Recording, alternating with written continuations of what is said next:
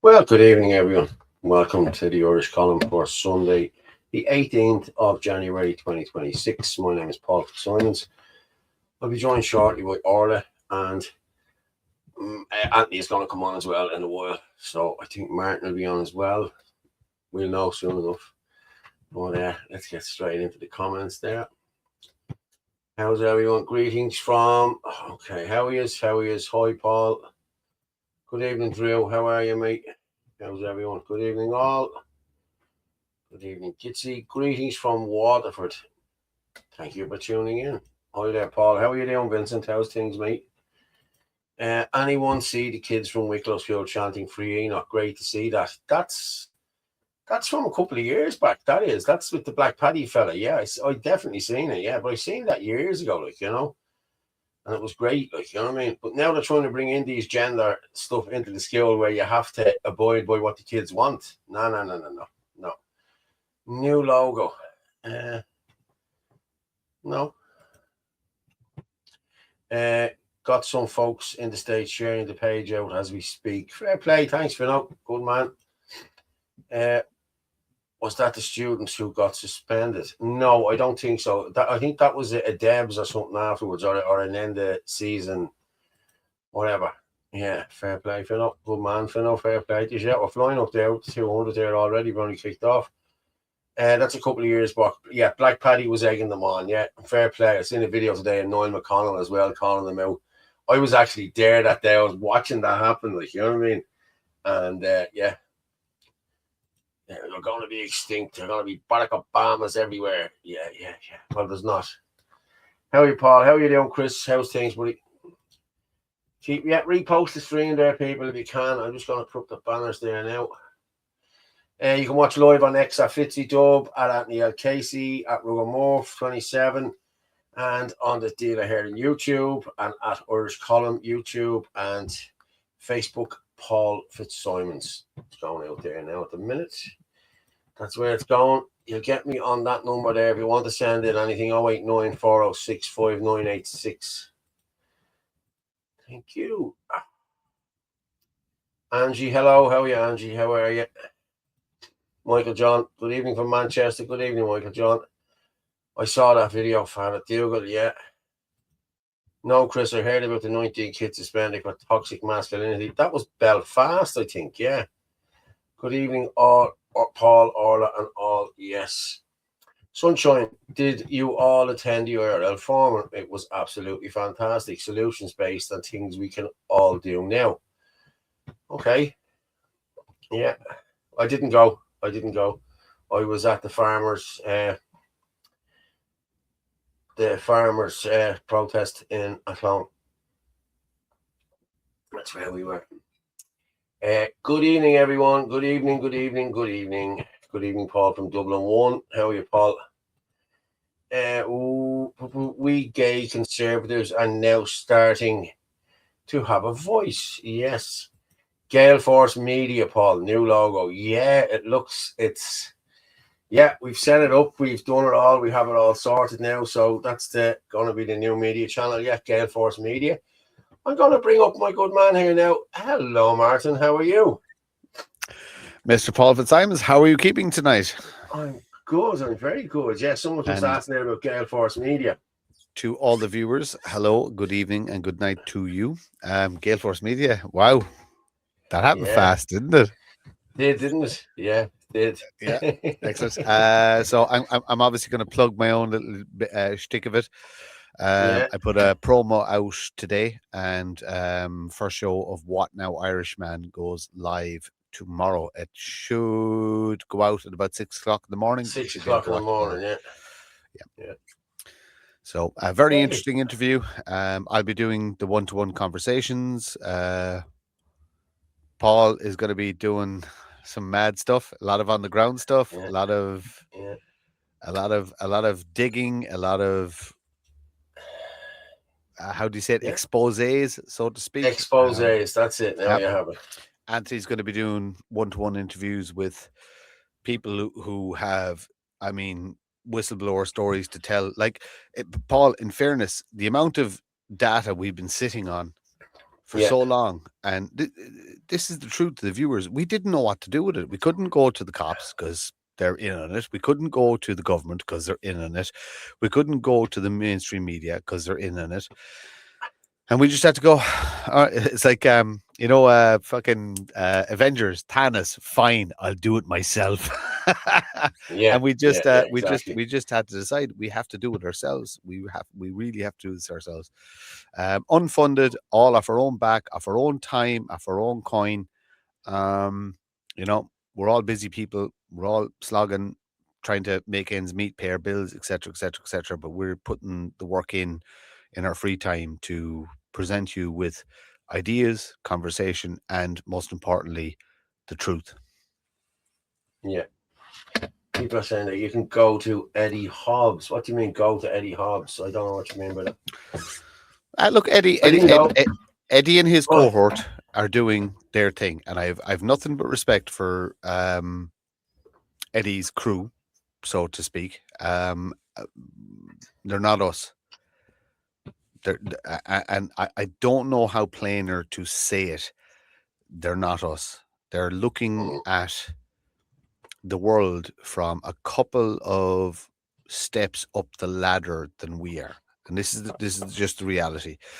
Eddie Hobbs is a good man, and he is a good man. I've met him on a couple of occasions.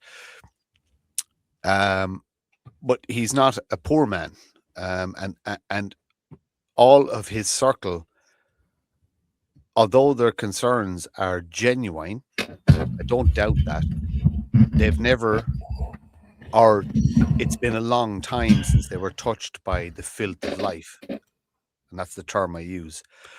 They're not struggling. They're not living in an area where there's machete wielding fucking savages trying to kill their children or rape their fucking women.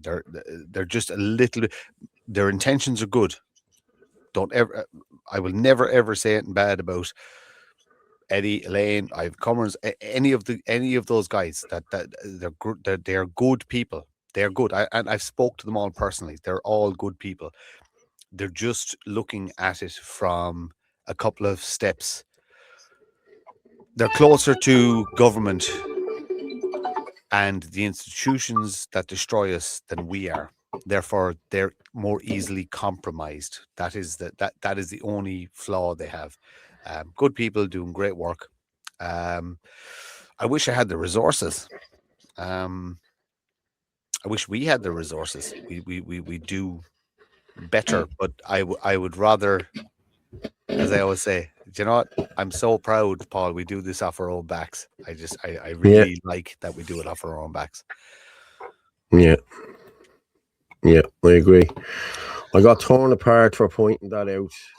They had EV cars there on display, well heeled. Look, I mean, we're all too quick to criticize. We're all too quick to instead of looking at why they're controlled opposition or why they're Jews or why they're this, that, and the other. Look at the positives. Start with the positives and work your way backwards. Okay, what have they done? Positive, and then work your way backwards, and you'll find that the flaws are smaller than you think. There's nobody perfect. Paul Fitzsimons isn't perfect. Mark Murphy isn't perfect. We're all fucked up, but it's a case of start with the positives, work your way backwards. Don't start with the negatives. That's not critical thinking. Start with the positives, work your way. Fuck Islam. I'll agree with that 100%. There is no positives in Islam. Fight it with every fiber of your being. Yeah.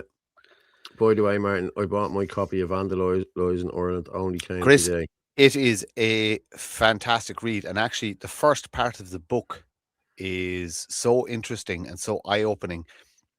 You're going to find the end of the book a little bit boring because you know so much of it already.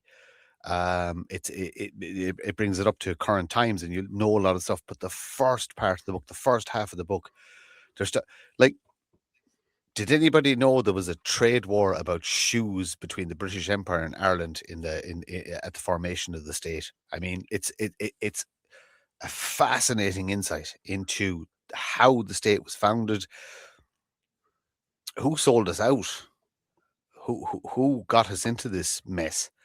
And like I said, it's a fascinating read. Dr. Owen Lenihan does not get enough credit. He has the people who like to critique him. He's got the people who likes to throw stones at him.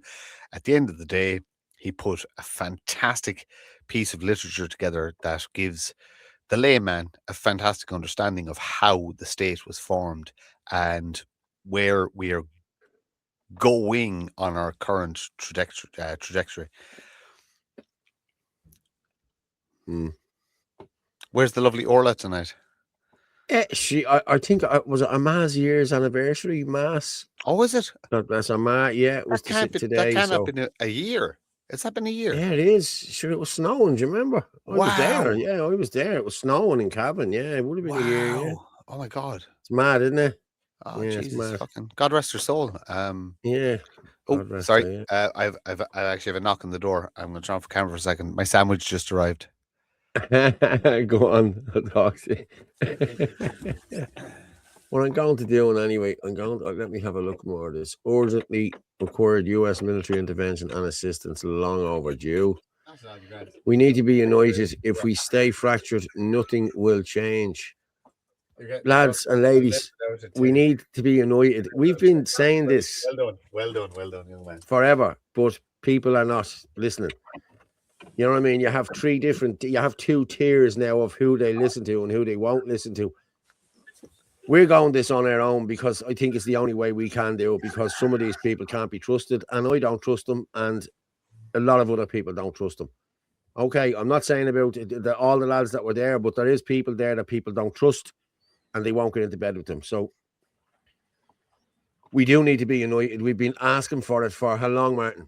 How long has Anthony been reaching out for this? I had a good conversation on forgiveness with an individual last week that's going to go out tomorrow, and the discussion is very frank and very, very open in relation to that. I have people that I am never going to be able to forgive, but they're not the same people that you can't forgive, so to speak. But we still have to work on forgiveness. I've only one individual that I cannot, has caused me so much harm that I cannot forgive it. But this thing of, everybody, you don't have to like a person to work with them. You have to trust them. This is the big thing. You have to trust them. If you want to work with somebody and form actually coherent ideas, policy, society, you have to be able to trust people. You don't, like I said, you don't have to like them, but you have to be able to trust them. Unfortunately, a lot of people have proven themselves to be untrustworthy, mainly because there is a small amount of people who drip poison in everybody's ear. Like, I've heard the rumors about Paul Fitzsimons. I've heard the rumors about me. I've heard the rumors about Anthony Casey. I like, personally, we laugh at them because they're so just ridiculous. But to people who don't know us, they go, "Oh yeah, that's probably true," because that's coming from a source that they perhaps trust or somebody they know or this, that, and the other. The reality is and you know what? It's not the state. It really isn't. It is a little bit, but it's not as much as we think. There's just bad humans out there who get their fucking shits and jollies out of destroying. They claim to be nationalist, but they're not. They're lefties. They've all the traits of the lefty. They say they're a nationalist, but they've got the narcissistic, destructive traits, inability to build, inability to create, only able to destroy. Our movement is riddled with them. And look, I don't mind saying it. And look, if you take offense, you take offense. I don't mind it. We have an IQ problem in nationalism, right? The simple fact of the matter is there are different levels of thought and ability. I put a comment again. Somebody put a comment in about something I said in relation to the government coming after X, and they basically said I'm not the right person for the job because of what I did, and I agreed with them. I'm not the right person for the job in relation to writing IT policy or social media policy in relation to government. I'm absolutely not the right. I have no expertise in that whatsoever. I should be never let near any such fucking mandate. this is the difference between me, Paul, Anthony, and our current crop of politicians. We have certain skill sets. Paul is an IT background, therefore he could take such a fucking mandate, so to speak. I couldn't. I would most likely go into business or tourism or something like that, because that is my background. That's Yeah. that's the this is the reality of it, is that we accept our limitations, and we don't have all the solutions. We're constantly crying out for experts, experts, experts, experts. Please come and Yeah. talk to us. But look, I don't know. Like I said, look, IQ is, and I know it's a very broad term, IQ, or anything like that. But look, there's some silly people in the movement who are better served working in their local communities than they are to try and unfortunately, look, bar revolution, we have to rely on policy. And there's certain people who have abilities to write coherent policy that may be given to the public, that can be elected, and they in turn get to impart that policy to the I'll just leave you talk there for a minute, Martin, because I have to move the car. Tina, my Right, I'll be background back in a minute. is something I'm very fond of. It's 2 years old. I put into Grok when Grok first was launched. I don't mind giving Elon Musk money, by the way. I have no problem in saying that. I've been using X as my main form of communication for huge amounts of time. I've huge respect. Now, I was banned off Grok for about a year during COVID times, and I went to Getter. But that was due to the Dublin cohort that still has not been rectified. So I put into Grok when it was first launched and was first able to generate pictures. Literally the week it happened, I asked it, tell me how Ireland feels right now. And this is the picture that was generated. And I will never stop using it. And I've built my entire new show around this image. I didn't delve into why it generated this picture, but as a lonely, unvaccinated leper of society, the picture resonated with me. There was all these towers of power, and I was this lonely man walking, and just the green and the moonlight and everything like that. So the picture resonated with me, and I've kept it. And I've actually built a whole show around the concept of What Now Irishman is built around this AI generated image about my emotion at the time. And that's pretty much it. That's where the image came from. It is Grok, 100% Grok generated. I laugh at people who say, "Oh, you're using AI, you're using AI." Stop using the wheel. If you're given tools that make life easier, you have to use them. Of course, you cannot allow them to take over your life, but you have to use them. Of course you do. Like, the reality is, people don't realize this. Okay, I'm only going to give my own personal experience. I don't have a career anymore, but I still work 40 hours per week. I lost my career through my opinions during COVID, but I still owe another human being 40 hours of my time per week, plus the commute. And you can knock it up to about 50 hours per week. And I give that time in return I give my labor in return for money that allows me to do this. You know what I mean? Because if I didn't have money, I wouldn't be able to do this. And we don't get sponsorship. We're not being funded by anybody outside the country. We're not being funded by anybody inside the country. We scrape together the few pence. And look, thank you to anybody who's ever donated to the show. I will never, ever, ever, ever take money from the show. Ever, ever, ever, ever in a million years take money from the show. Every penny that goes into it is actually paid for the upkeep of the website, and it doesn't even cover it. You know what I mean? So it's case of, but let's just say, for instance, we happen to get 100,000 viewers, and the money was rolling in that. I will never take a penny from the Irish column, because it's not my nature. I'm not that way inclined. I would suggest buying a studio if we ever won the lotto, so to speak. I would buy a studio and let's do it in a proper studio live, invite guests, invite an audience, etc., etc., etc. But in relation to money, no. My own show, Paul, all the other things you do, we do it off our own back because it's the right thing to do, and that's it. It really is. It's just get the news out there, get opinion out there, get conversations going. Who said something about around kids there? What's that one? Christine. Around kids. Right, I'm a dab hand at rearing kids and keeping a house. I sure as hell would, good at running any department, could possibly give some advice if needed about things. Christine, as someone who's managed teams of plus 80 people, it's exactly the same.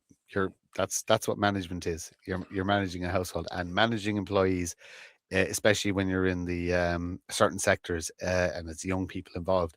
Yeah, it's like running a household with kids. Yeah. What's that? Video wasn't. I had to refresh the page. Good man, Martin. What video did you play? Did you play a video? I didn't put up any video, no. No, okay. What My about green the screen's a bit wonky there. Can you see that? Can you see that in your end, Paul? What? Is the end of my green screen a bit wonky, is it? Yeah, it is on your left. On your yeah. I'm gonna go play with settings and see what happens. Yeah. Okay, I'm gonna unclick. I don't have a green screen. See what happens. Yeah. Better or worse? Oh yeah, see then. Yeah, that's better. No, yeah. Then I'm half missing. Yeah. Yeah, I know. Yeah. That's already been done. Do you want results? Then know what is happening and unite with what works. Like, what does work? Like where have all these people been? Bar Malachy Steenson, where has everyone else been out banging a drum and helping us out? And even the farmers last week, we went to that. They don't come to anything we do. We're second, it's... Yeah, no, I'm just not getting into it. Paul, are you up for a conversation about that? Okay, so you were at the farmers' protest and I was at the farmers' protest. Can I tell you what I walked away from after the farm? I took a load of video. I spoke to a few people. I walked away from the farmers' protest realizing how small I was, and also how small our movement was, because there was 20,000 people, and there genuinely was 20,000 people there. 20,000 people I'd never seen before, I'd never met, who had their own vested interest, didn't care about nationalism. They were, and when you go back to our own nationalist protests, the biggest one, similar numbers, you knew so many people, they were all our tribe, so to speak. That wasn't my tribe, yet it's got huge financial impact and economical impact on every citizen in the country, but we're so small, and the population and the country and the government, and it's all so big. So I walked away going from it as like, what are we actually doing? Why do we bother? Why do we not just pool our resources and fucking all move, buy some land and move into a fucking commune, live together and fucking put up fucking gun turrets and just say, leave us alone. Gun turrets. Well, I had a long time. I'd a long time to think about it, and because that's the wrong thing to do. It's as simple as that. That's the right thing to do is to try and enlighten everybody and at least give them an option, at least give them a choice. If I put up my walls and my gun turrets, you no longer have an option and a choice. You're just the enemy. I want to push that so far down the road. I want the opportunity to try and convince people that we can do better. But that farmers' protest, bar the Dublin Says No cohort and Niall McConnell giving Sinn Féin a bit of shtick, that was literally 20,000 compliant people marching like penguins, doing what they were told, going where they were told, and then listening to men in jumpers They don't wear suits. They wear jumpers to pretend they're the common man on 140 plus grand plus expenses per year. Tell them how they're going to fix everything when the horse had bolted about 5 years ago. I don't know. And on the same day, you had Eddie Hobbs's group of people, intellectuals, speaking.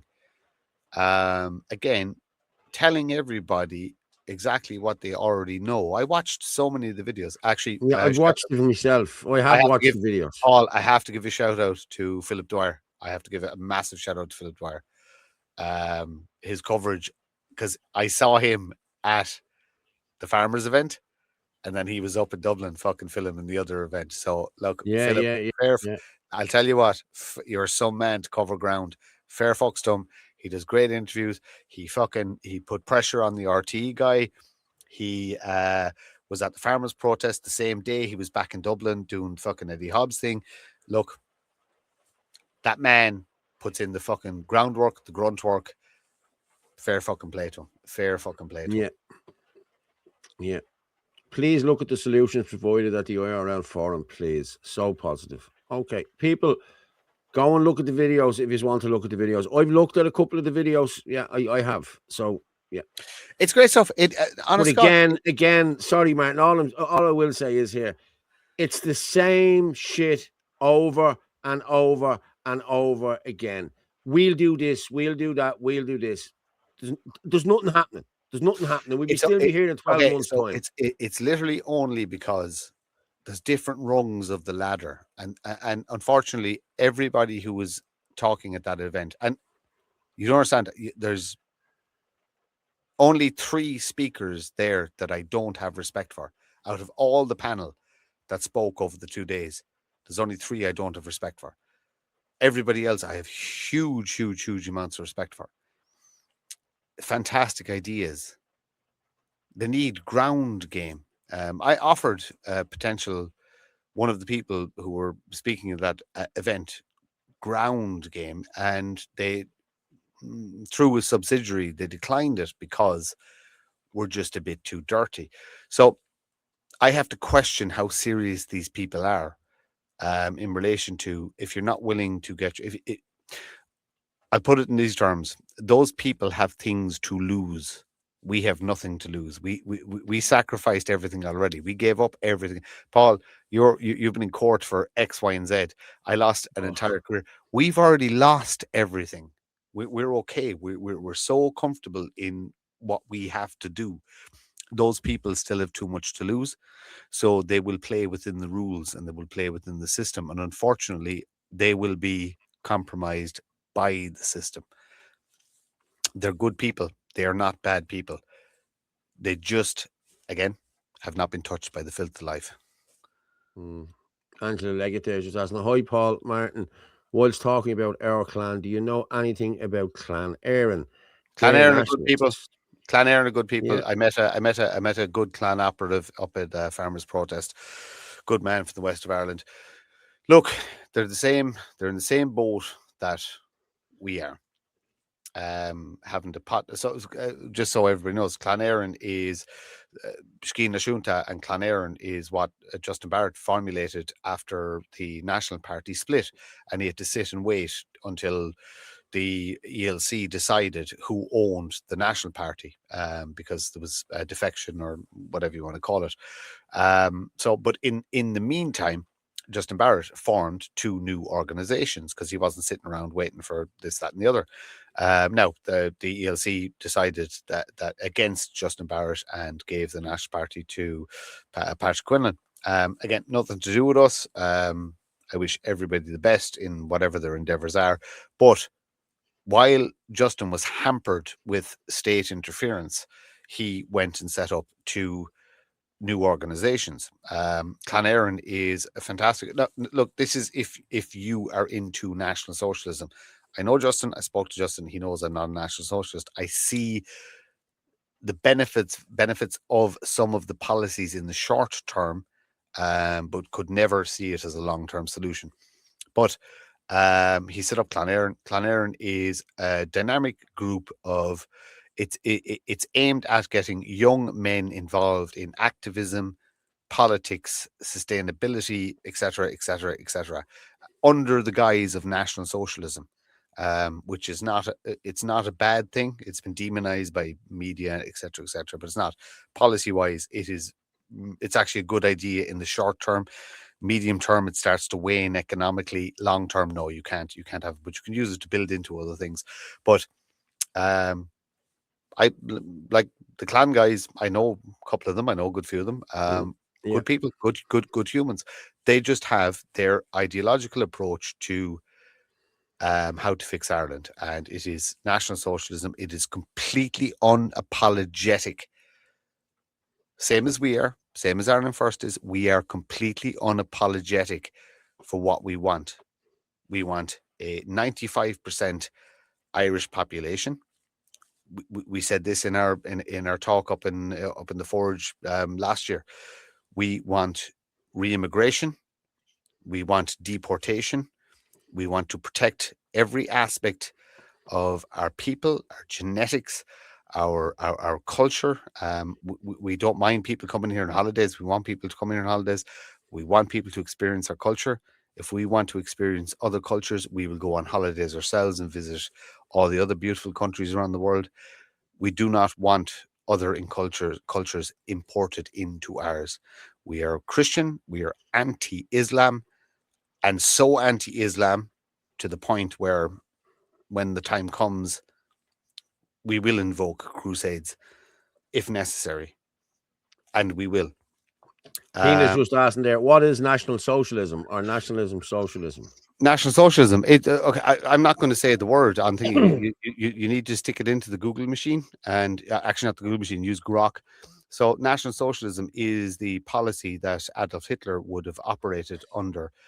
Now, he inherited the party. The concept of National Socialism existed. It was actually, believe it or not, it's actually a workers' party. It was a workers' party that was formed in Germany after the First World War, because the German economy was completely destroyed after the First World War, and they had sanctions, etc., etc., etc., and hyperinflation and this and the other. And through that, the same way as people before profit came to prominence through pretending to be for the people through the last economic collapse, National Socialism did something similar. Now, there isn't a huge amount of difference between National Socialism and communism. Now, and the National Socialists will go mad when I say that, but Anna Rand is a fantastic quote.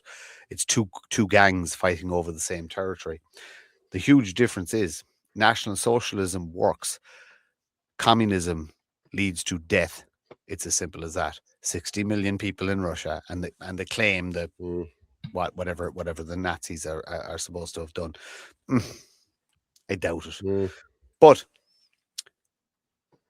National Socialism, as I said, in the short term can work. You nationalize all of your industry to protect from global entities. Now, it doesn't work the same way as it did in the 40s because the economy is so much global. But as long as you are basically telling every foreign direct investor that you can do business here as long as we're winning, and the Irish people are winning, then it's absolutely fantastic. You invest in upskilling your people, you invest in industry, you invest in...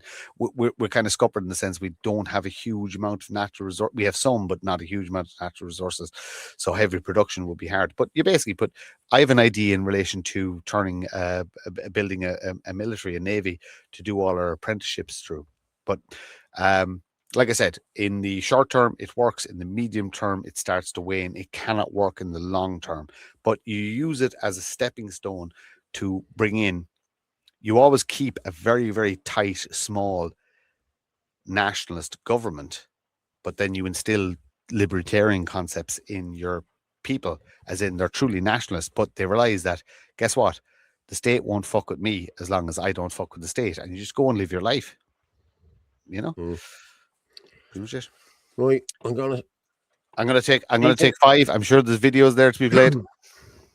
Yeah, I'm actually gonna play. I have a lovely toasted sandwich my son made for me. That was delivered there, so I want to eat it. Yeah, I actually have Well, I think I will go with Suzanne Delaney. Okay, now Suzanne, this was sent on to me today. Suzanne, the child abuse in Tulsa. Okay, have a listen to this. It's a bit long, but we'll come back and talk about it in 5 minutes. Hi, my name is Suzanne Delaney from the Irish Inquiry, and the child in the shocking photos below urgently needs your help to stay safe and remain with her loving family.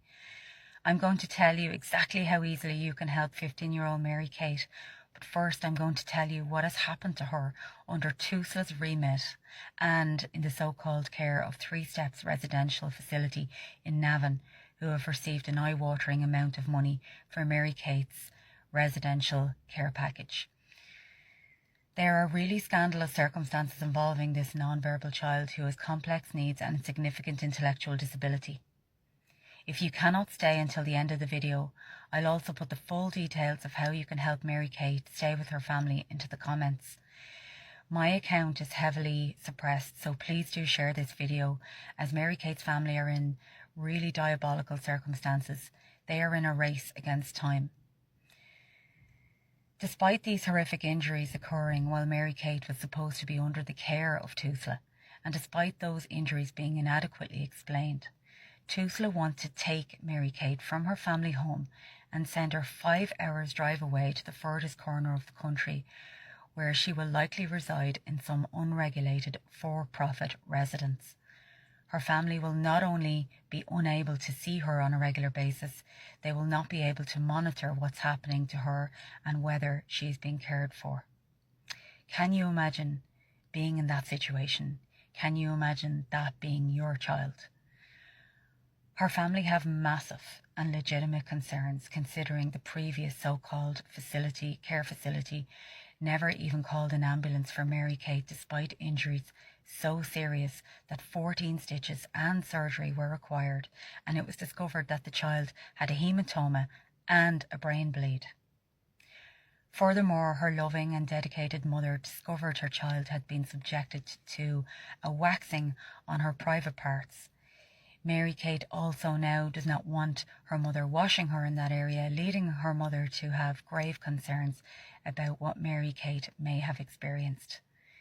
Again, no plausible explanation was ever given.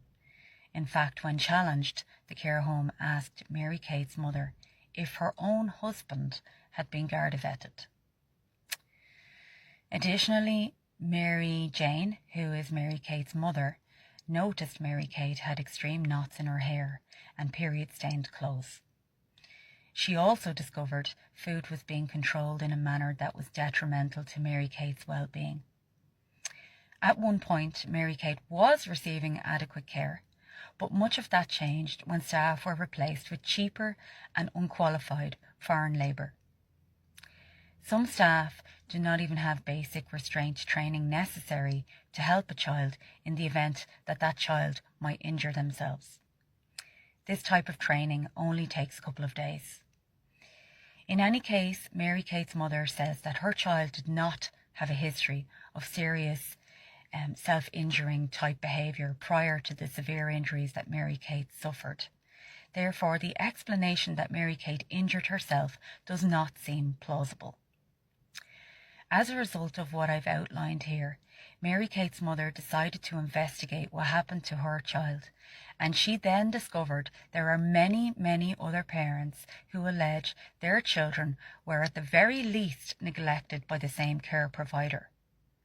Mary Kate's mother alleges some of these children ended up in hospital with severe malnourishment, needing to be fed through tubes, and some also allegedly needed surgery after sustaining head injuries that are very similar to Mary Kate's. The owner and director of Three Steps in Navan is Cathal McAuliffe, and he actually has a video on YouTube whereby he talks about how chronic neglect impacts the developing brain. I kid you not. Mary Kate's mother reached out to some staff and management, and she says some of them did disclose that children were locked in safety harnesses for several hours a day in an apparently highly inhumane attempt to not have to look after them properly. Also, Mary Kate's mother says that they disclosed that one-on-one care was not being given, despite 3 Steps receiving more than adequate funding from TUSLA for that. In some cases, 2-to-1 care is required for a child, and that was not being given either. This particular care provider is receiving around €500,000 a year per child from TUSLA, or at least that's what they were receiving for Mary Kate. Yet despite this, some staff report they've had to take care of up to 3 residents alone, in spite of extremely complex care needs and attention needs that each resident requires. Now, it's important to add that Mary Kate was never taken from her mother.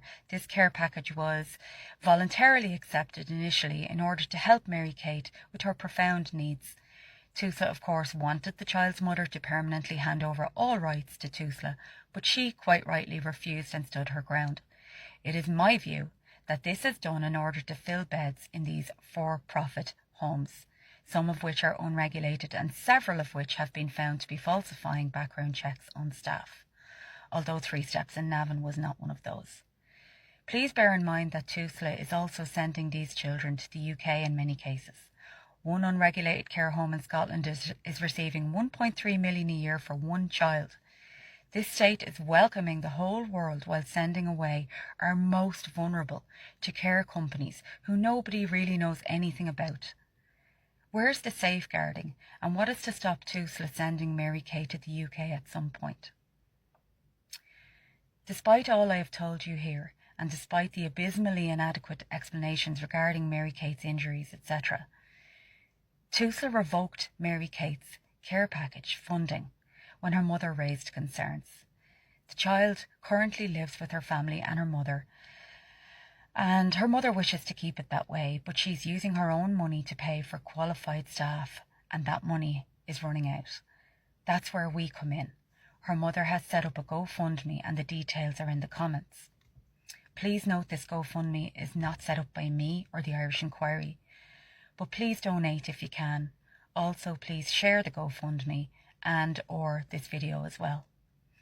Additionally, the child's family do bucket collections each week in their hometown. But if you or anyone you know would be willing to shake a bucket in your hometown for this worthy cause, then please PM me your details and I'll pass those details on to Mary Jane. If I don't follow you, I won't see your private message, so please follow me and then type the word follow in a comment. I will then follow you so you can PM me your contact details. Please help keep Mary Kate with her family. Can you imagine the worry that her family is going through, knowing that TUSLA will use their endless funds and legal teams to forcibly remove Mary Kate without her family's consent, in the event that the child's family cannot afford the care that Mary Kate requires?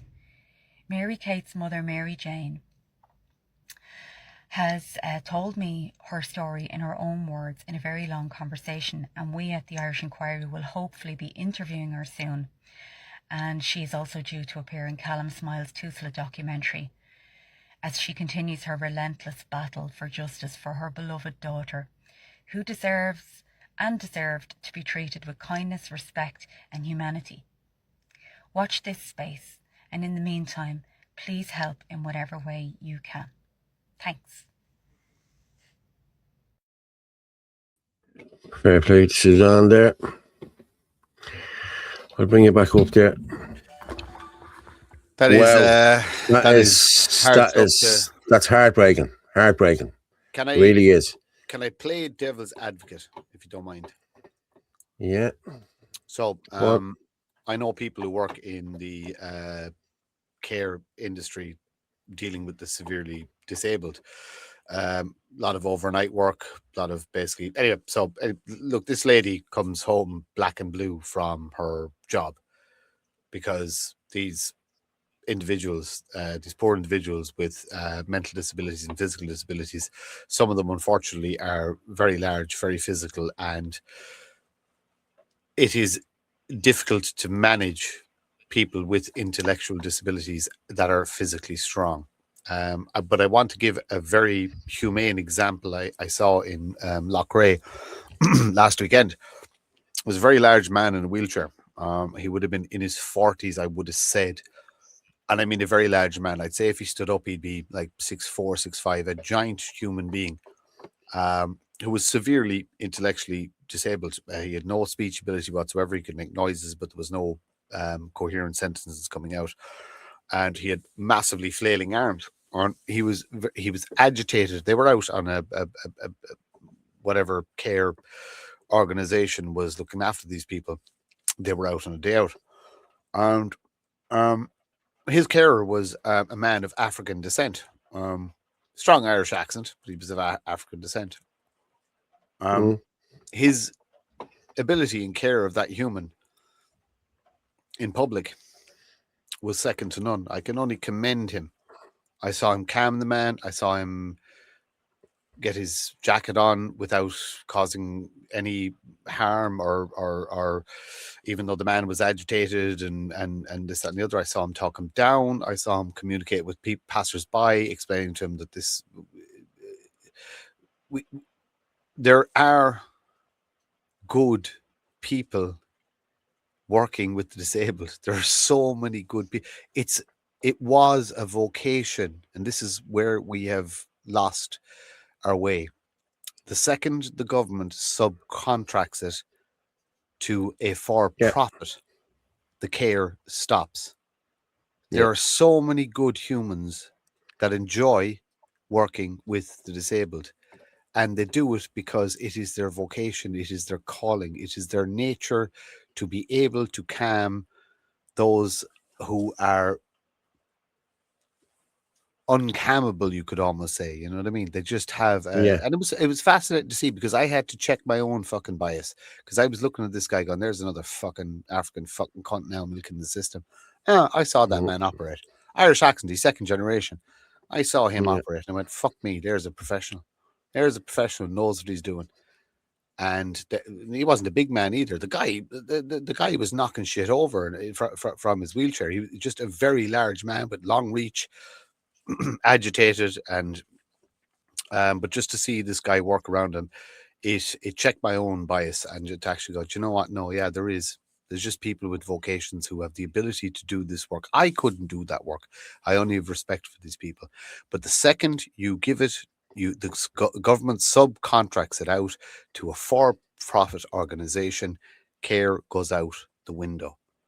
And this is the problem. It's not the individuals we need to be blaming. It is the government for subcontracting out the care of our most vulnerable. The measure of a state and the measure of a country is how it treats its most vulnerable. And the state is subcontracting it out for profit. Simple as that. Yeah, I'm just trying to put in the GoFundMe there into the comments there.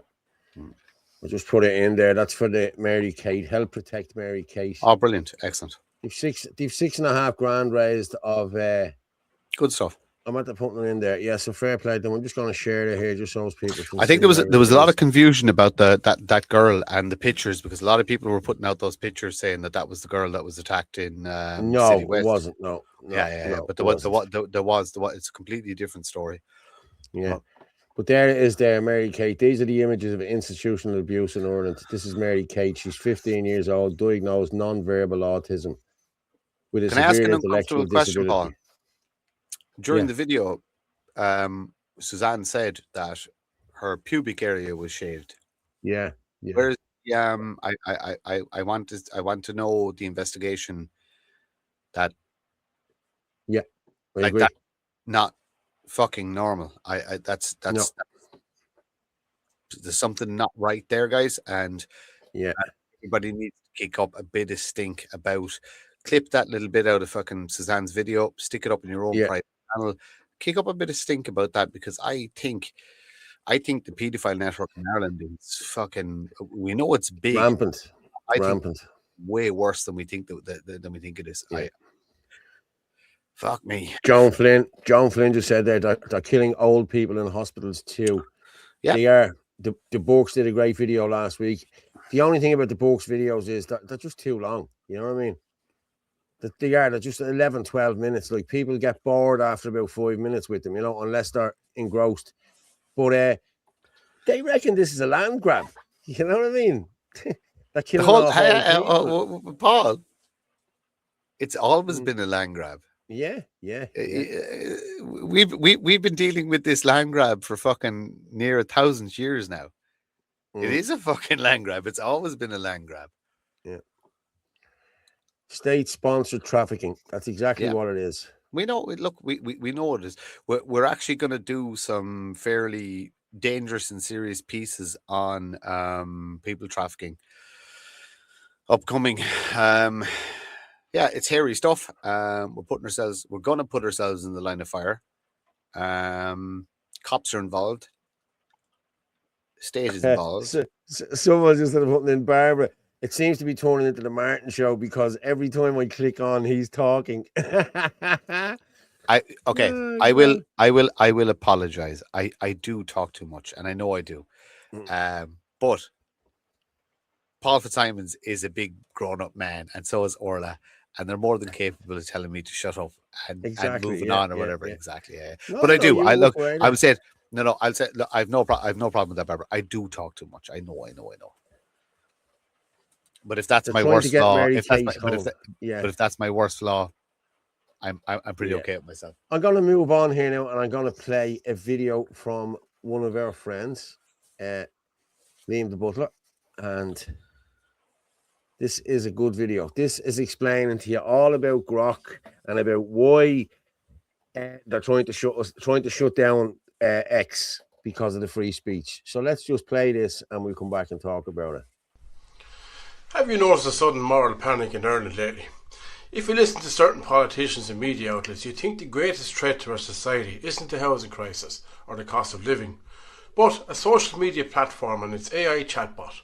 I'm talking about the absolute frenzy to shut down X and Grok. But when you look closer at the cynicism behind this outrage, it is quite staggering what's really going on.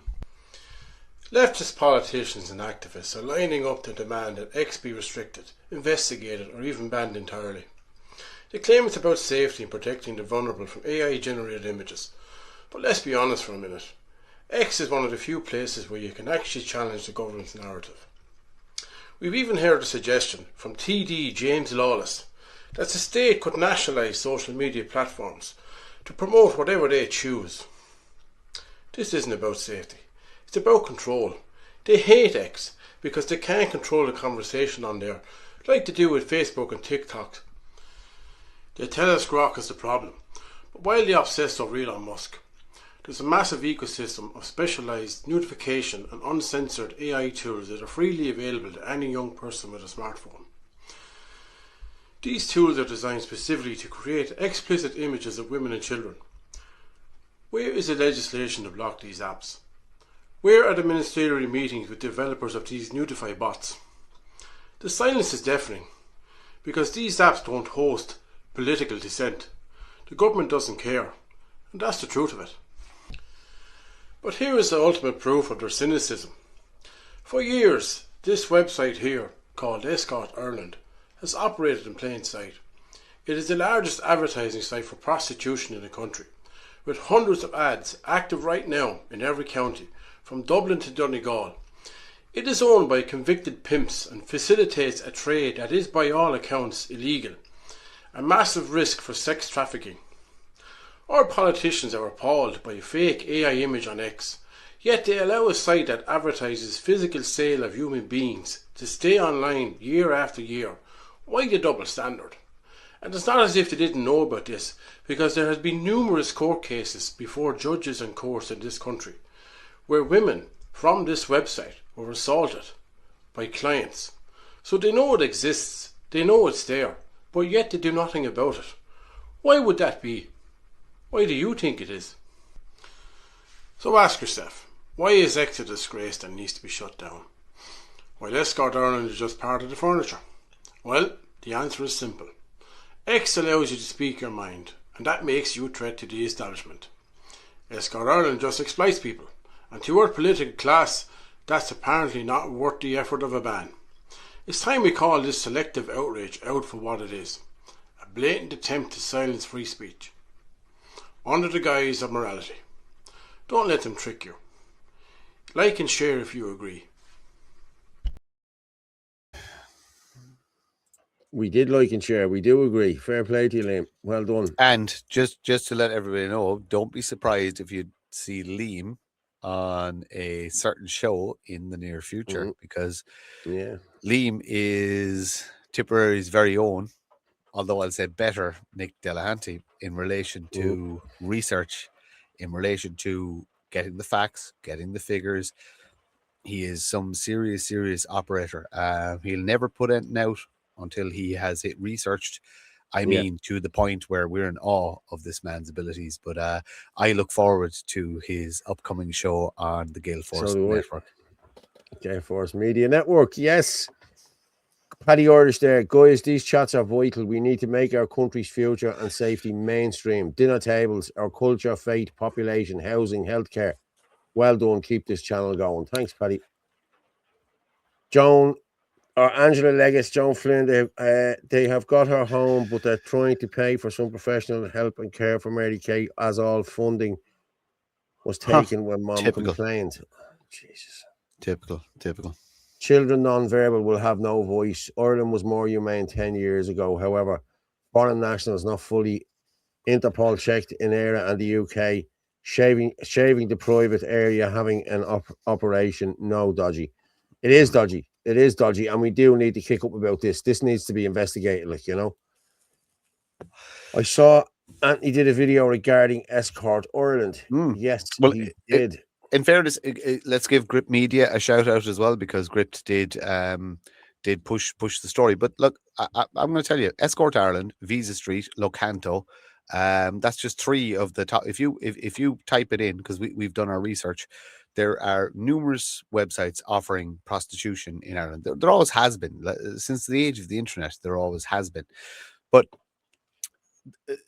the reality is that the fake outrage about AI generated X, Y, and Z, when there's blatant, open prostitution and people trafficking happening, and the cops are either being paid off or choosing to turn a blind eye to it because there's too much hassle or too much work.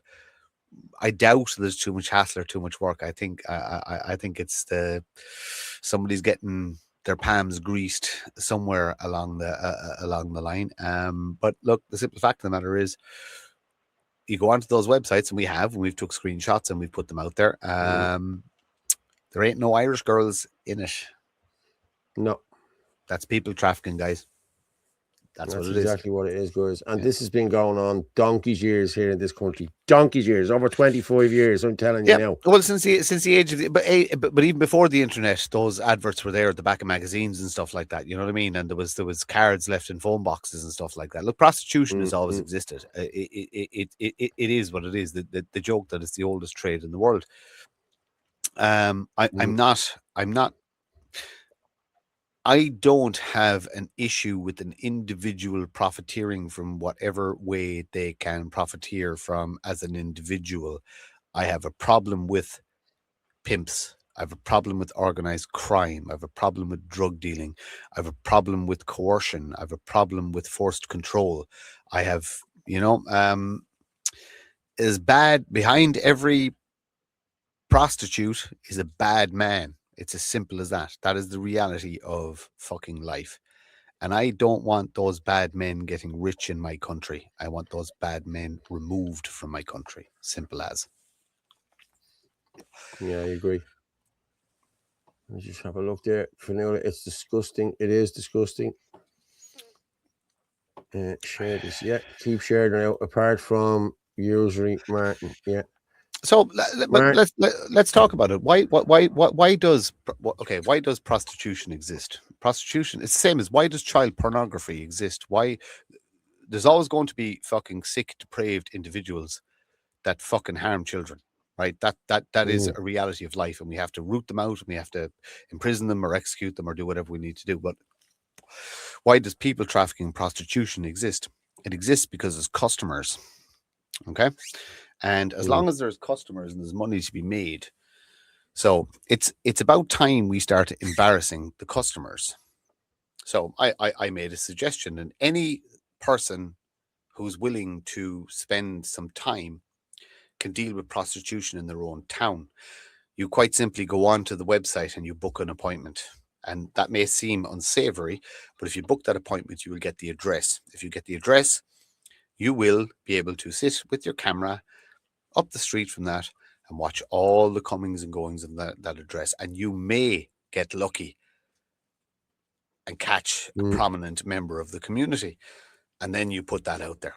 You put that out there and say, this prominent member of the community is engaged in soliciting prostitution, encouraging, funding criminal activity, funding people trafficking, funding drugs, funding X, Y, and Z.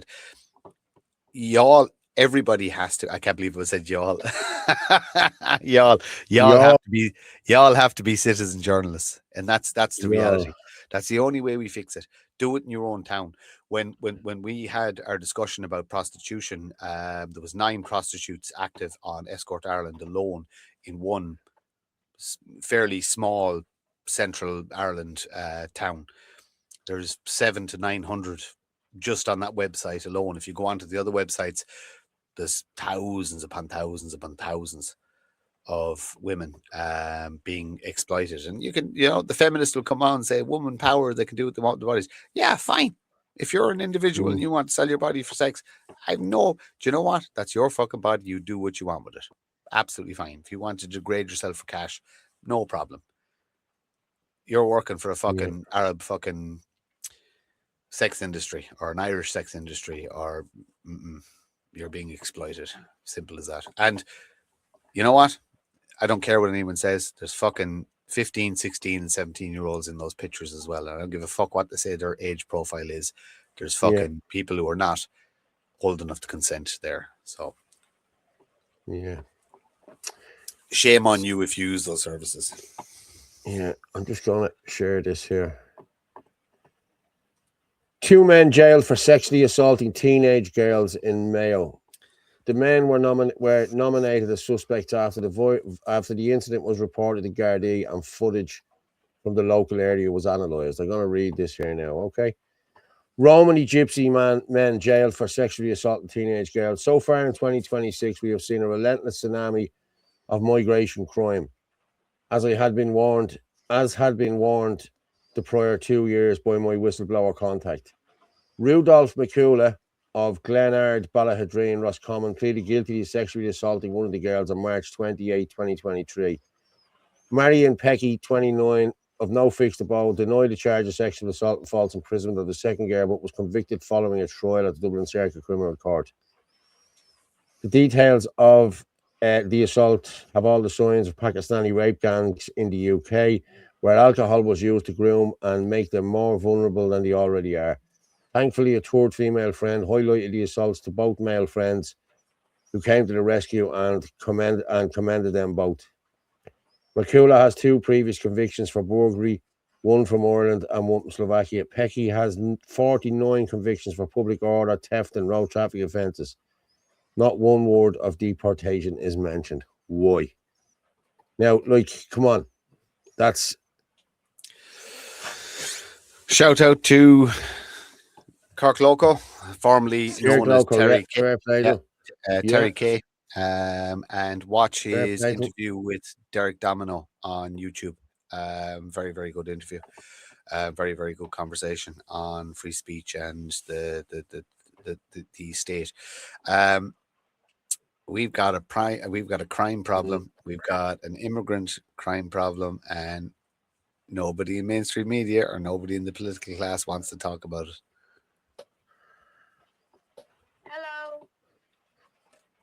Hello. That's Kira. That's Kira that are ringing me while I'm after being there. That's the phone. Throw me up. I can rant for hours, Paul. You don't need... Go on, I'll leave you up there for a minute. Go on. All right, we'll go through. We'll go through some comments. Paul, let's take a personal call.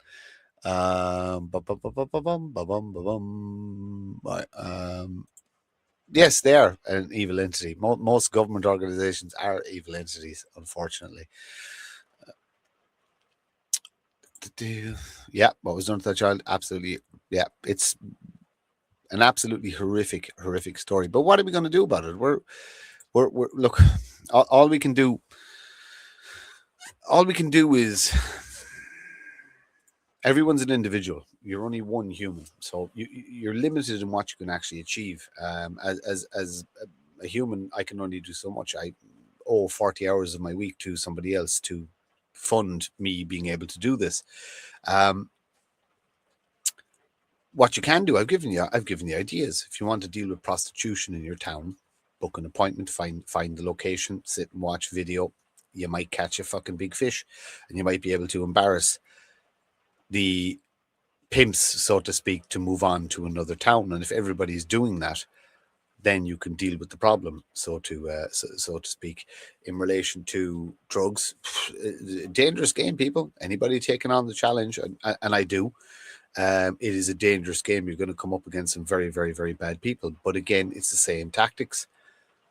You need to sit in your car and you need to watch the comings and goings. You need to find out the locations of where these people. Now, every single thing you do, you must inform in Garda Síochána that you are doing this and you're going to do this and you're not going to stop doing this. And every single day you need to put that information that you've got, the pictures, the videos, you must hand it into your local Garda station.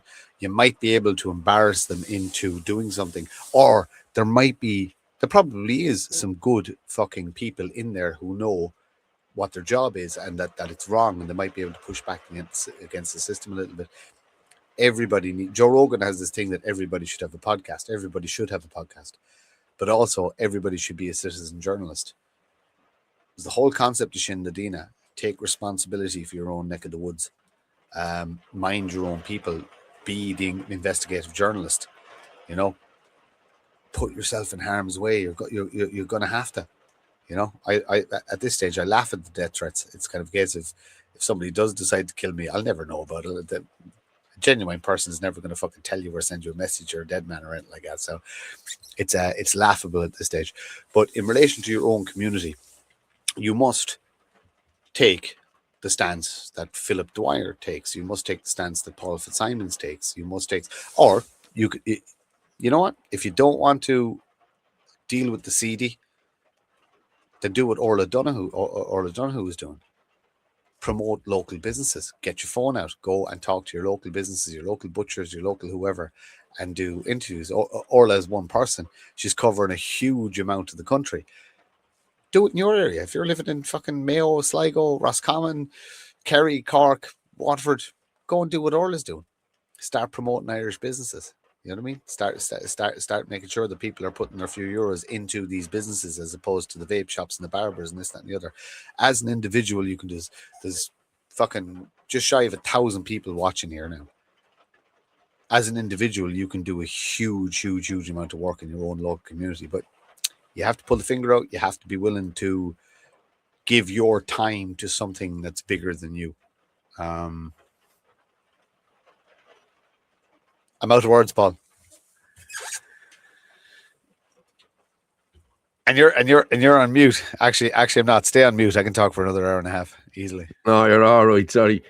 She does it every night. She does it. She rings me at 10 o'clock. Look, you know what I mean? She's right too. Yeah, she's right too. And you're right to answer. And guess what? There's things that are important in life and there's things that are not, and that's important. We have a gobshite in there again tonight. Cheerio. Who's that? Oh, let me see. Don't block me out. I want to. Gone. Colin Forsex. W4D. What was he putting in? I missed it. I didn't see. Just bullshit.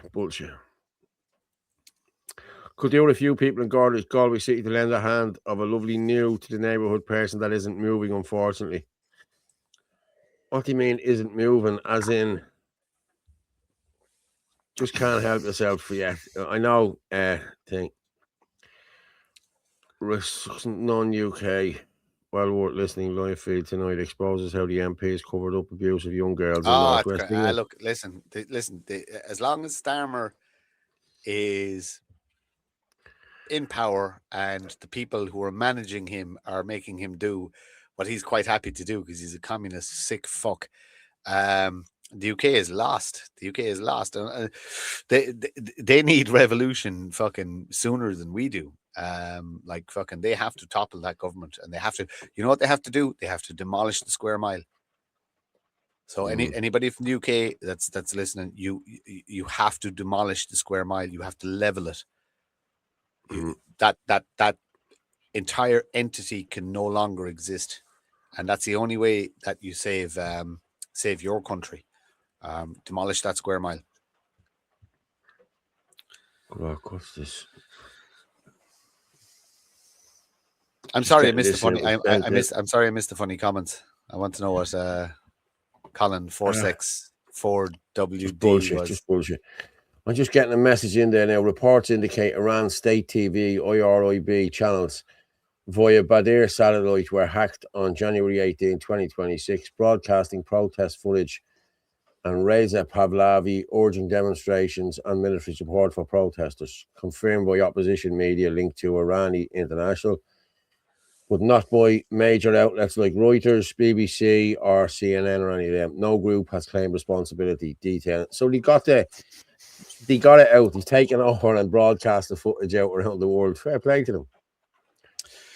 Okay, so let's talk about the Middle East and all of the Arab Springs, so to speak, in our history. Every single one of them were CIA deep state funded by the states. Yeah. Not Trump's administration. The deep state has existed since after the Second World War. And every administration has to. But, you know, when the president is sworn in, he has to go and meet his bosses, like, you know, that's the reality of politics. It's the same as Micheál Martin. When Micheál Martin or Simon Harris takes the reins, they go meet their bosses. It's only after they're actually inaugurated, so to speak, you go meet who you answer to. And you're told what's what. And this is the reality. In fairness, there's a couple of guys pushing back against it in the world. Not that many, but a few. But yeah, fucking, if you don't think that fucking private corporate enterprises funding the deep state are not funding the rising in Iran, the Iranian regime has nothing to do with me, because it's the other fucking side of the world and I just don't care. I've got my own fucking problems at home to solve, but it's just another distraction. It was Venezuela and Palestine and Ukraine, and before that it was COVID, and it's just look over here, it's look just over here, look one over thing, here. another. Yeah. Keep you distracted. Focus. And meanwhile, everybody has been drafted into this pension thing. Have you seen this? I was talking to my niece yesterday. She got a wage slip. Oh well, she got a wage slip, and maybe I think it's only 39 quid or something. I don't know what it is, like, you know what I mean? But like, even still. And she said, "What's that all about?" I said, "There's no pension fund here anymore." I said, "That's the problem." I said, "They want you back and everything." Yeah, I'm not in it. Yeah, there's a document I can send you. I never will be in it. Yeah, sunshine there. There is a document I can send you on how to become a counsellor, written for immigrants. Would you believe? But has everything in it. I can make it available to everyone. Where I've do seen I it. send it? I've seen it. Yeah. It's but you send it to me there. 089 406 5986, and I'll throw it up there. You have to remember Fine Gael, when they were in politics, when they were actually the dominant force in Irish politics, they were using the Democrat playbook in America, and the Democrat playbook was import the vote, and Fine Gael is essentially importing the vote. That's what they did, and Fianna Fáil realised we can stay in power with Fine Gael, using the import the vote. But it's literally a play-by-play of the Democrat operational handbook. But look there, exactly. Focus on Ireland. Forget about Iran. Forget about Palestine. Forget about the Jews. Forget about. I know they're all an influence. Well, not Iran or the Palestinians, but I know there's Jewish influence. But forget about it. Focus on what we can do. Some problems are too big for the individual to take on. Take on the fight in your local community. Like I said, we're going to go after fucking people trafficking big time. In certain locations where we physically are, but we're fucking across Ireland First, across Shinadina, across this and the other.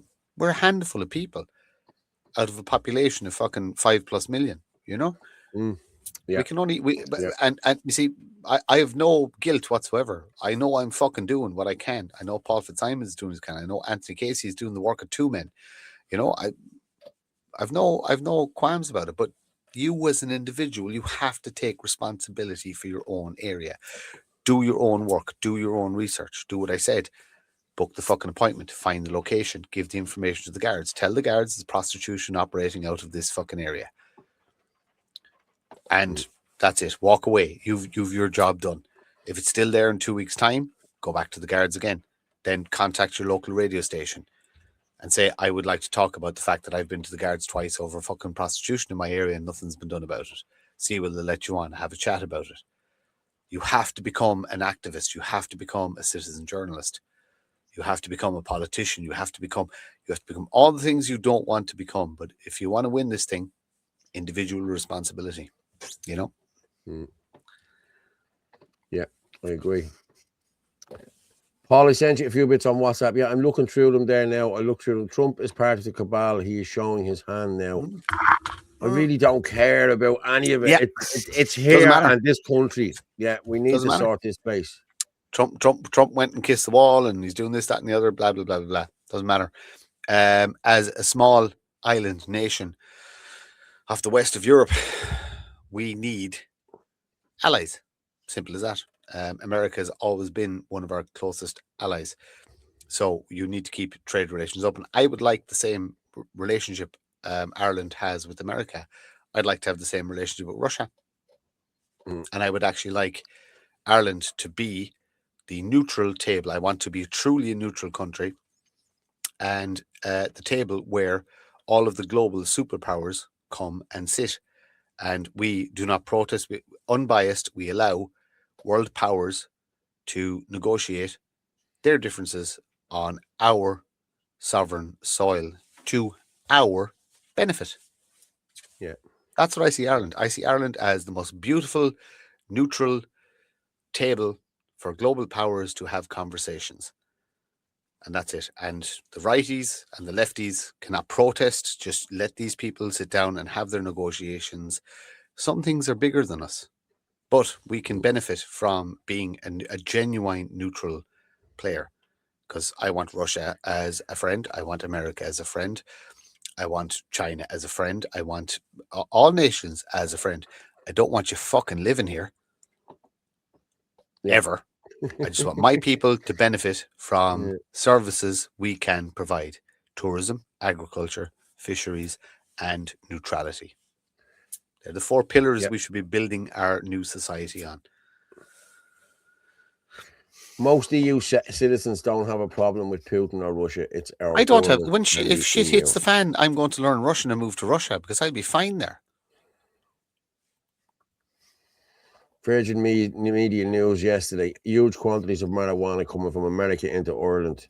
When will the media give it a rest? What are they trying to do with Irish-American friendship? Yeah. But sure, all drugs are coming from North or South America. There's very little the hashish basically from Turkey back in the 80s, 90s, and early 2000s. But most drugs are coming from South America. But the drug of choice nowadays, which is cocaine, it's all coming from South America. Yeah. I just wanted the case for Kulak. I just wanted to talk about it just for a minute. The Kulak case, there was costs awarded against the 3 plaintiffs on Thursday. So they didn't lose the case, but the case was mooted. Case was mooted, as in the court said this case essentially is no longer relevant. Is that in layman terms? Yes, because the minister had came out and said that they weren't using crown paints. Okay, right. So he mooted the case. Who are the 3 plaintiffs? Melissa Kelly, Alan Crowhan, and Mandy Farrell. Okay, they're the 3. So, yeah, did they hire external? No.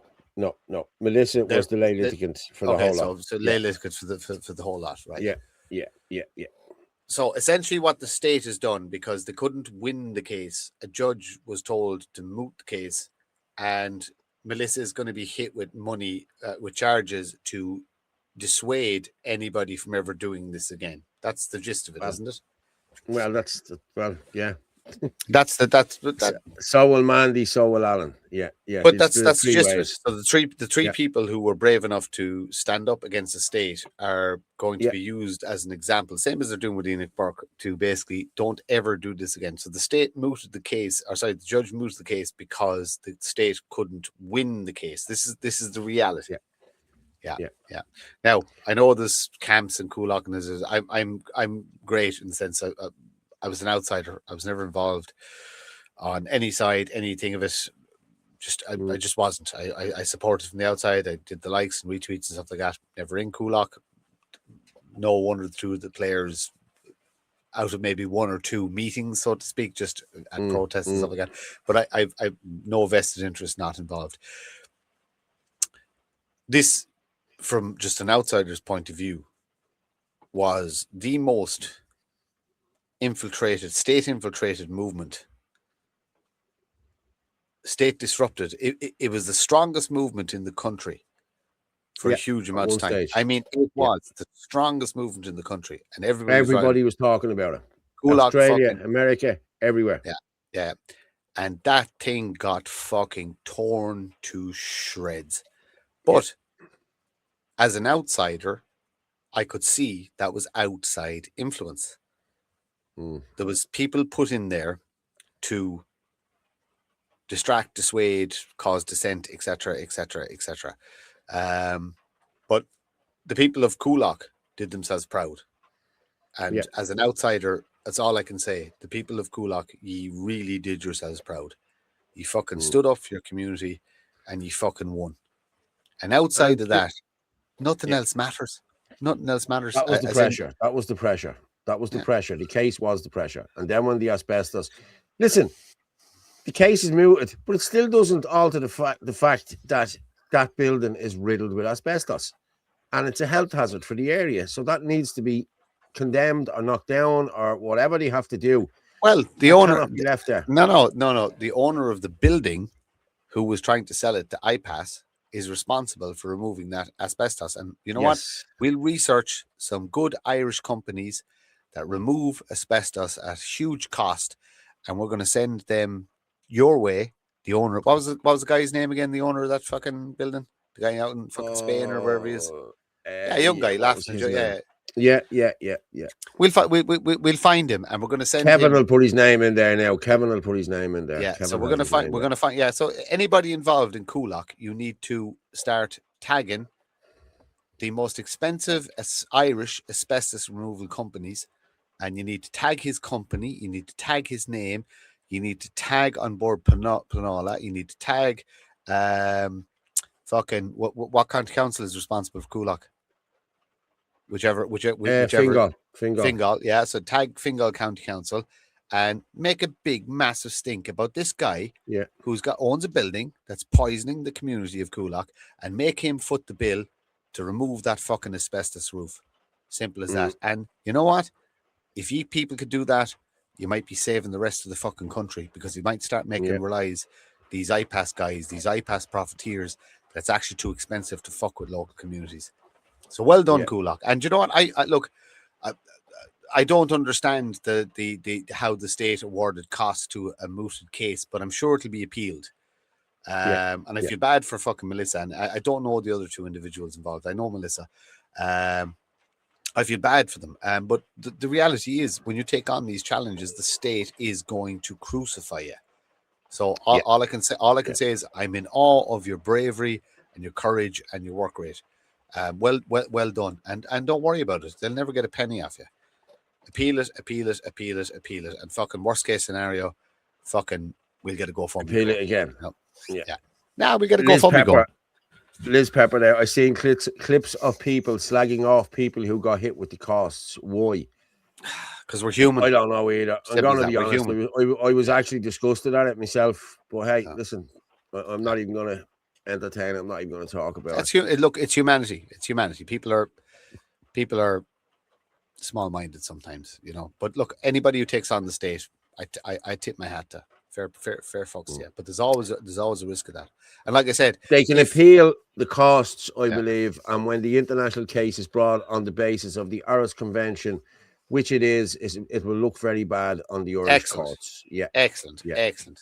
That's good news. That's good news. It all goes to seriously, Germany. But seriously, people of Coolock, The Howards now your campaign should move to removing that asbestos roof at no cost to the Irish taxpayer. I want an Irish company to get rich from a bad human who is trying to put dangerous individuals into your community. I want him to foot the bill for removing that asbestos roof, but I can't do that. People of Coolock, ye have to do that. Put so much pressure on Fingal County Council that they will not allow the sale of that building from the individual who wanted to put bad people there until that asbestos roof is removed, and only by an Irish company, an Irish-owned company. Yeah. I don't think we have any Irish-owned companies that do that. I think they're German. It's 2 or 3 German ones I know. That's. Are you serious? Yeah, I think so. We have so many asbestos roofs. There's surely an Irish company. Hey, I'll tell you what. Any young fella who's got a fucking degree in environment and asbestos removal, there's your fucking opportunity to make a fucking a mint for yourself. One project, get some help, get some support, get some bodies in, get some expertise in. There's your company startup, and one greedy prick needs to suffer.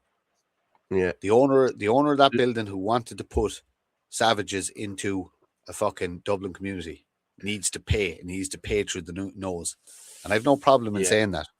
And I want Liz Pepper's just saying that these people should be applauded, not ridiculed. Everything that is wrong with the movement, with traders turning on their own. Yeah, but look, Paul, you, me, and everybody else, no ill will against Melissa, but Brendan was fucking just being an ass. He wasn't. Yeah, he's being an ass. Yeah, he was being. There's no other way to say it. He was being an ass. So, but Melissa deserves none of that. Melissa's a good fucking woman and does great fucking work. Yeah. She does. Now, on the other hand, I know some other work she did that isn't so good, but that's for another day. No, still, I still love you, Melissa, but bad form. No, if the asbestos is removed, they'll turn it into an iPass. They won't turn it into an iPass. They can't. They won't. There's no way. Yeah. There's no way. And for the community, the asbestos needs to be removed. There's one there. Brewder Brothers, Kildare, family-owned business, asbestos removal. Thank you for that. Excellent. Good stuff. Right, people of Coolock. There you go. There's there's Brewder Brothers. Yeah. Pressure on Fingal. Who's sitting in Fingal? Who's fun to annoy? What green is there any Green Party members in fucking Fingal? No, I think we have Fianna Fáil, Fine Gael, John Lyons. He's a councillor. There's a few of them. There's none of them want to be on either side. Plague them all. Send emails, send letters. Fucking meet them on the street, meet them in the fucking pub, wherever, and tell them you want that the people of Coolock want that asbestos roof removed, and there's a Kilkenny company that'll do it, Irish owned, and the owner of the building needs to foot all the fucking bill, and he can fucking pay Melissa's fucking legal bill as well while he's at it. In Ballyfermot, we have the old Semprot building. I know the building. Yeah, it's full of asbestos, sitting there 30 years now, poisoning us all. It's owned by a German company. They don't give a fuck. Semprot. Do you remember Semprot? I think they were tires. Yeah, weren't they? Yeah. Council. Go to the council. Fucking start a This is the local stuff we're talking about. This is the local stuff. We're talking about. Is the NP councillor not in that part? No, he's not. Patrick's in Dublin 15. But this is the local stuff we're talking about. If you know there's a fucking building there that's poisoning the community and poisoning the fucking groundwater, there's your hill to die on. Just do that project, get that one over the fucking road, and then all the rest of them will be easier. Gather your people together. It doesn't matter whether you're left, right, fucking up, down, whatever. Asbestos is fucking bad for the community. Fucking get the council to put pressure on the German company to fucking remove it. It's as simple as that. Or if they don't remove it, tell them they're going to get hit with fines. Simple. Good evening from Ohio, USA. Hope all is well. Hello there, Mike Jordan. How are you? Hi, Mike.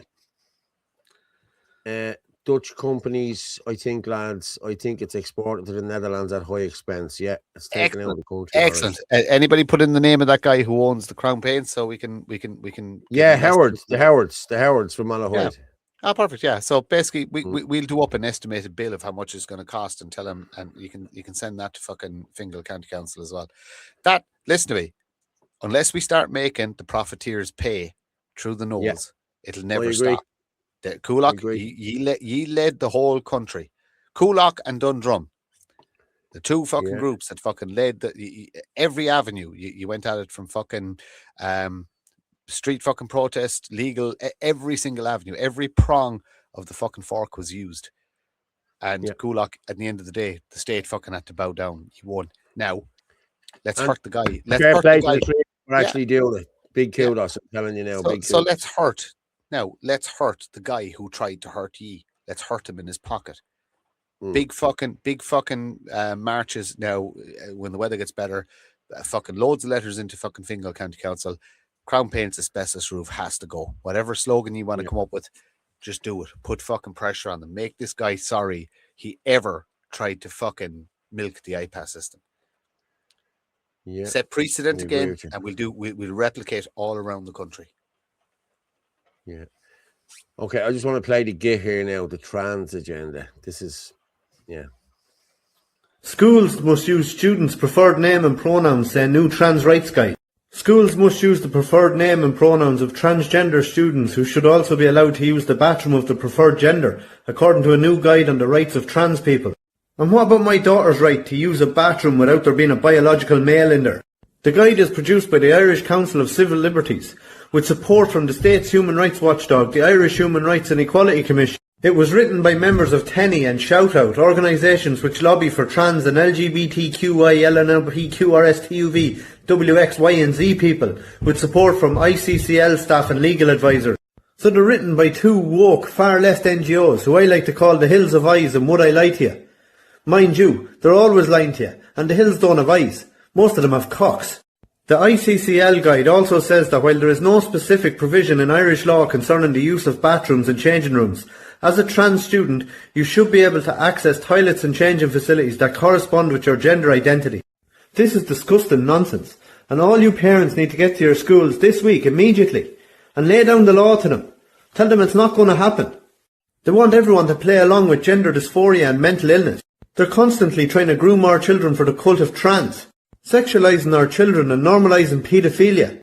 And to no surprise it should come to anyone that they mostly prey on the most vulnerable. Up to 90% of people using gender service may be autistic, audit finds. Parents, stop this in its tracks and do not let this happen.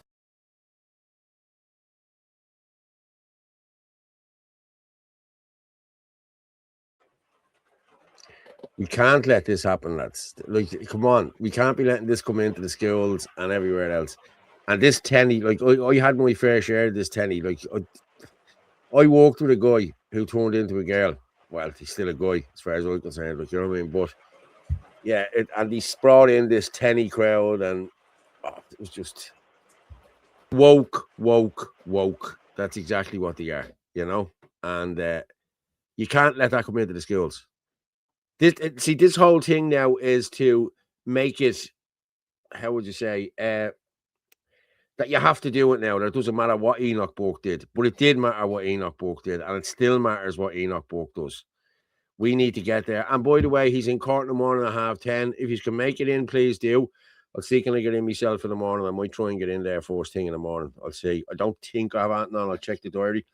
I even have a little diary now where I write in stuff and all. I never used to do that now because there's so much stuff to do now. It's crazy. 20-year TV bingo RTE. Yeah. Unbearable. It's unbearable, Paul. Yeah, it is. It's the git never misses the mark. No, he doesn't. Lads, I'm just going to throw up. I'm not going to throw up, obviously. I'm just going to throw up the Revolut thing there.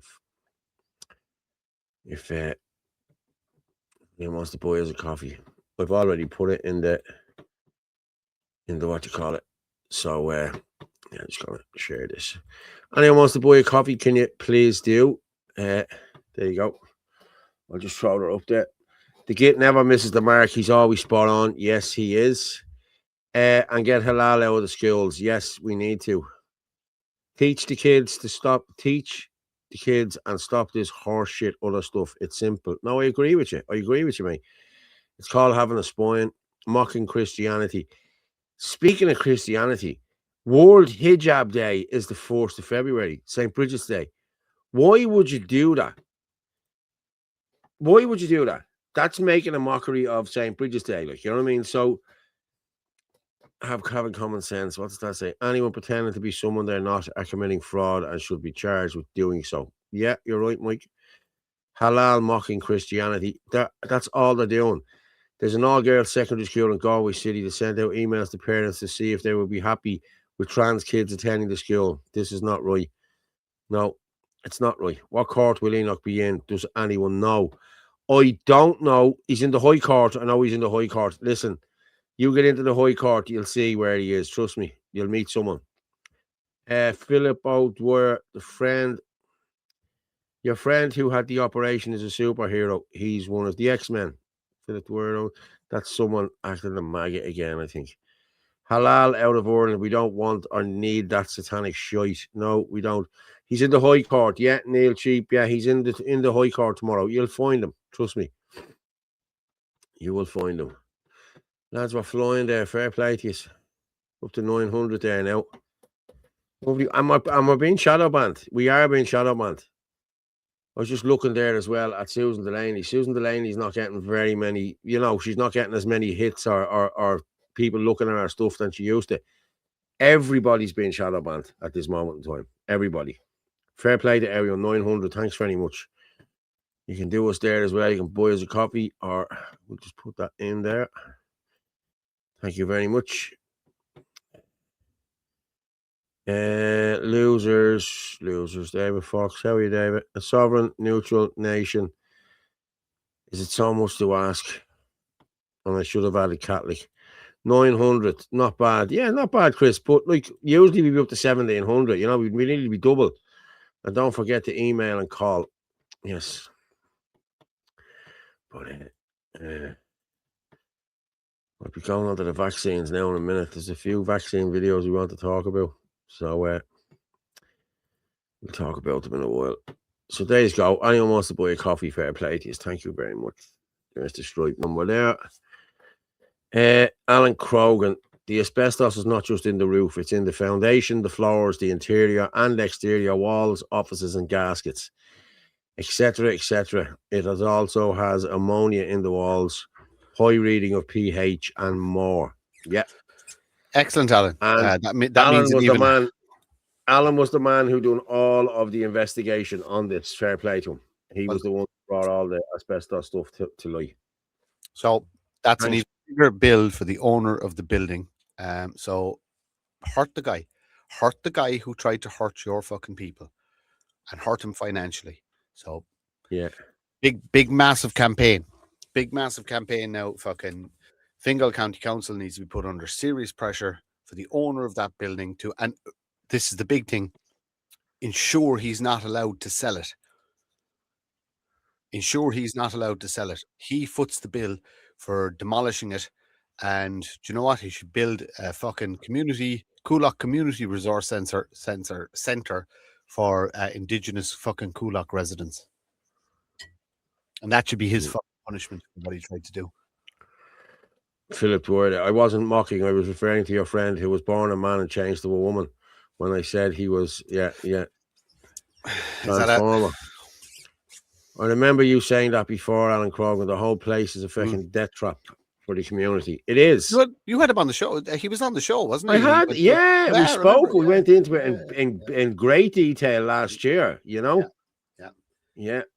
Fair, I now have all the accounts I normally would have just seen automatically. Yeah. No, he has all the shit. He has everything. They are a family, a couple of a brother and a sister. Yeah, that's who they are.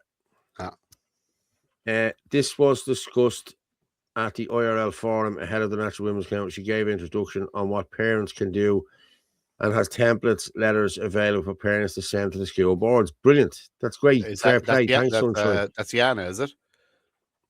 Yeah, Yana, yeah. absolutely good stuff. I'm willing to bet that's a target. Yeah, 100%. What's the phone number to send info? Send you info. There it is. There, you can send it to me there. 089 406 5986. 089 406 5986. Okay.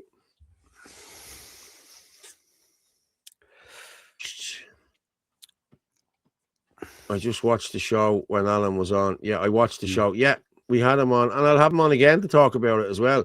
They can't remove the roof; it's way too expensive. They can threat it. But this is the whole thing.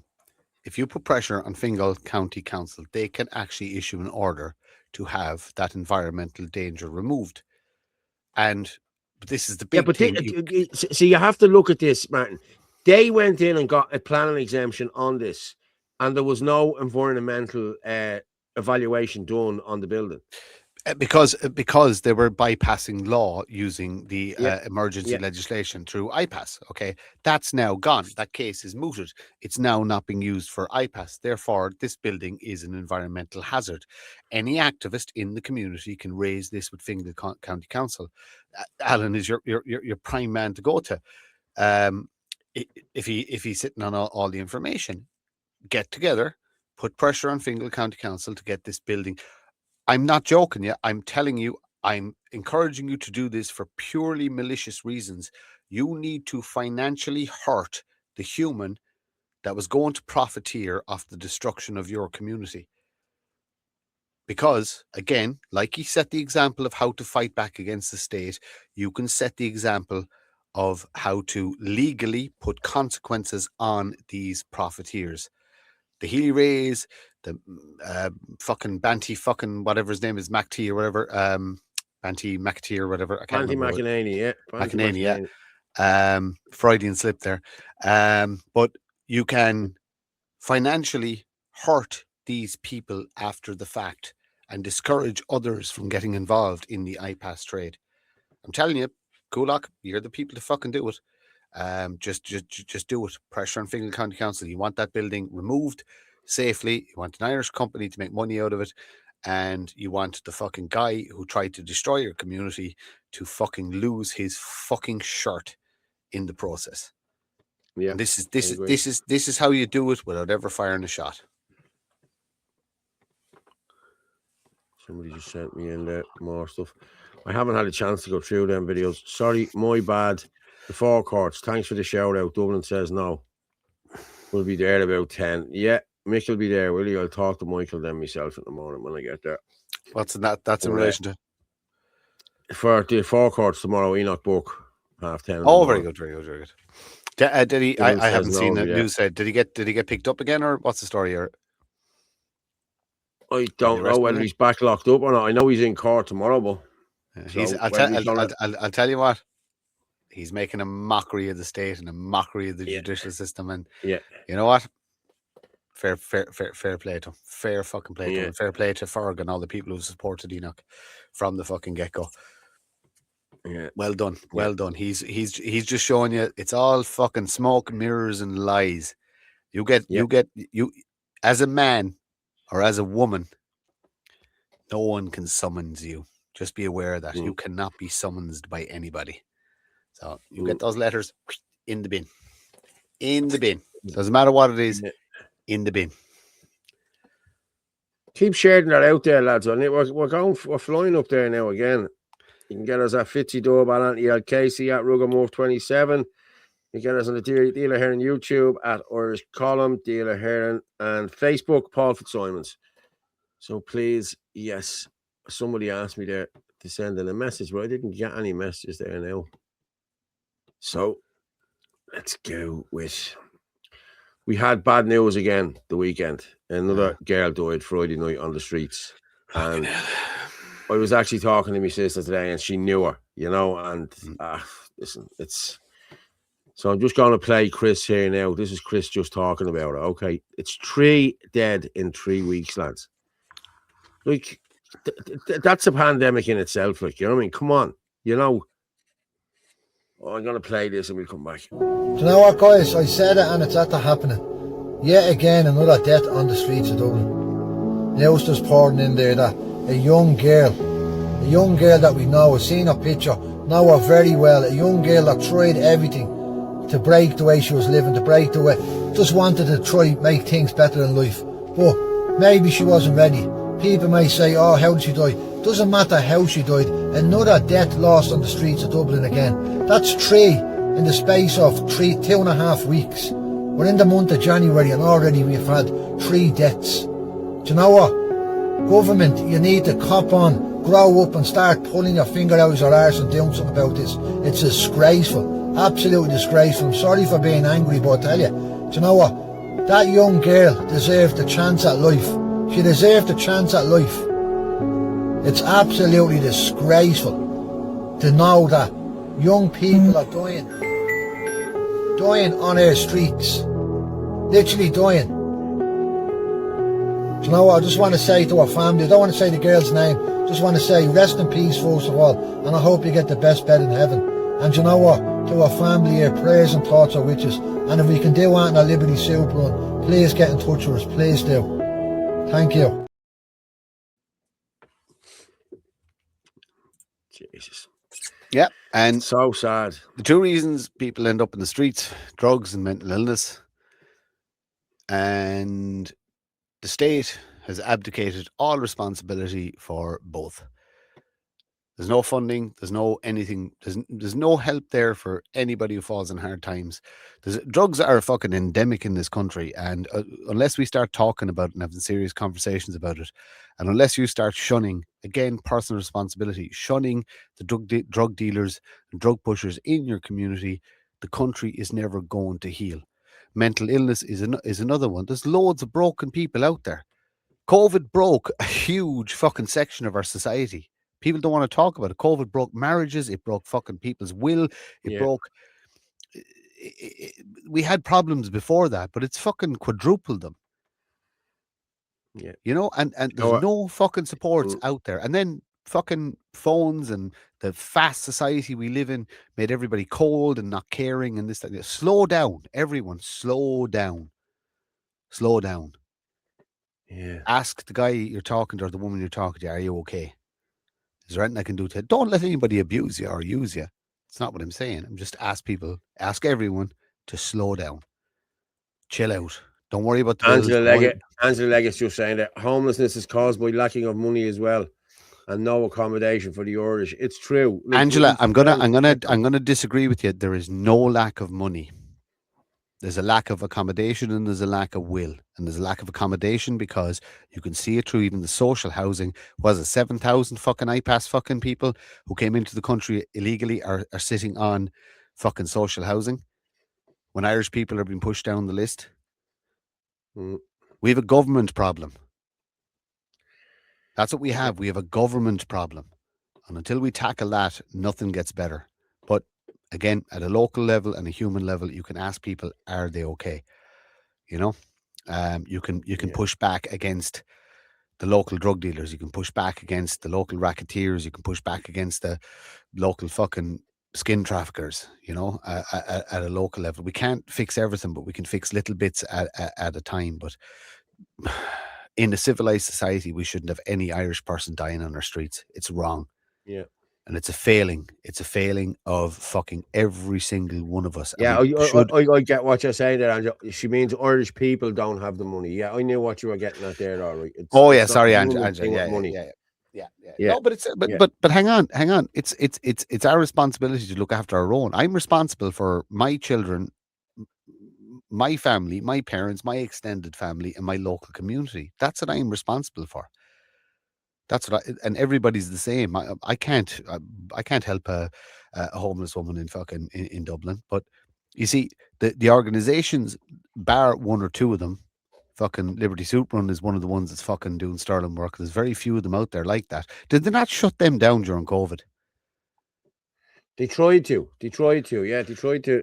No, it was only last year, the year before. They tried to shut them down. Yeah, council did. That'll tell you. But all the lefties who claim they're there to help will take money from fucking the government, from the UN, from every other fucking organization.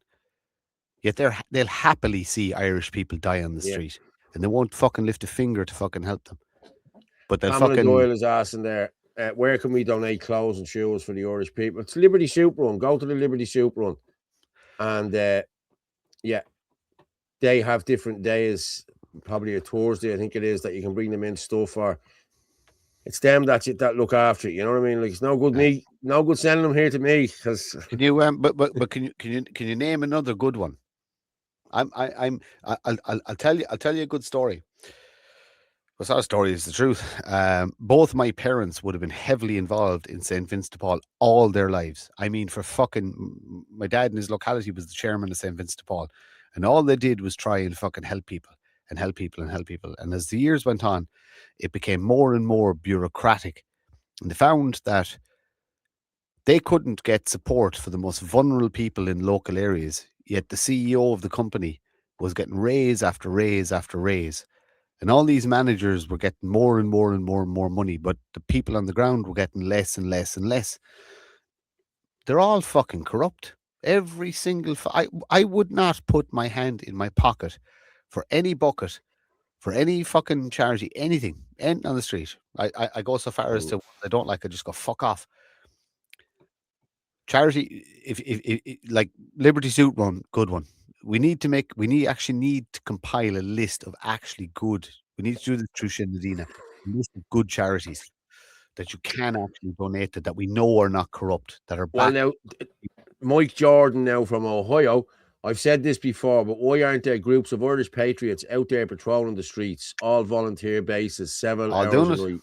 night? Yeah, It's done. Hey, we're doing it. Mike, we did it and are doing it, and we got branded as fucking terrorists, vigilantes, racists, fucking every sort of thing. We were all in the paper. We all got fucking our lives destroyed over it.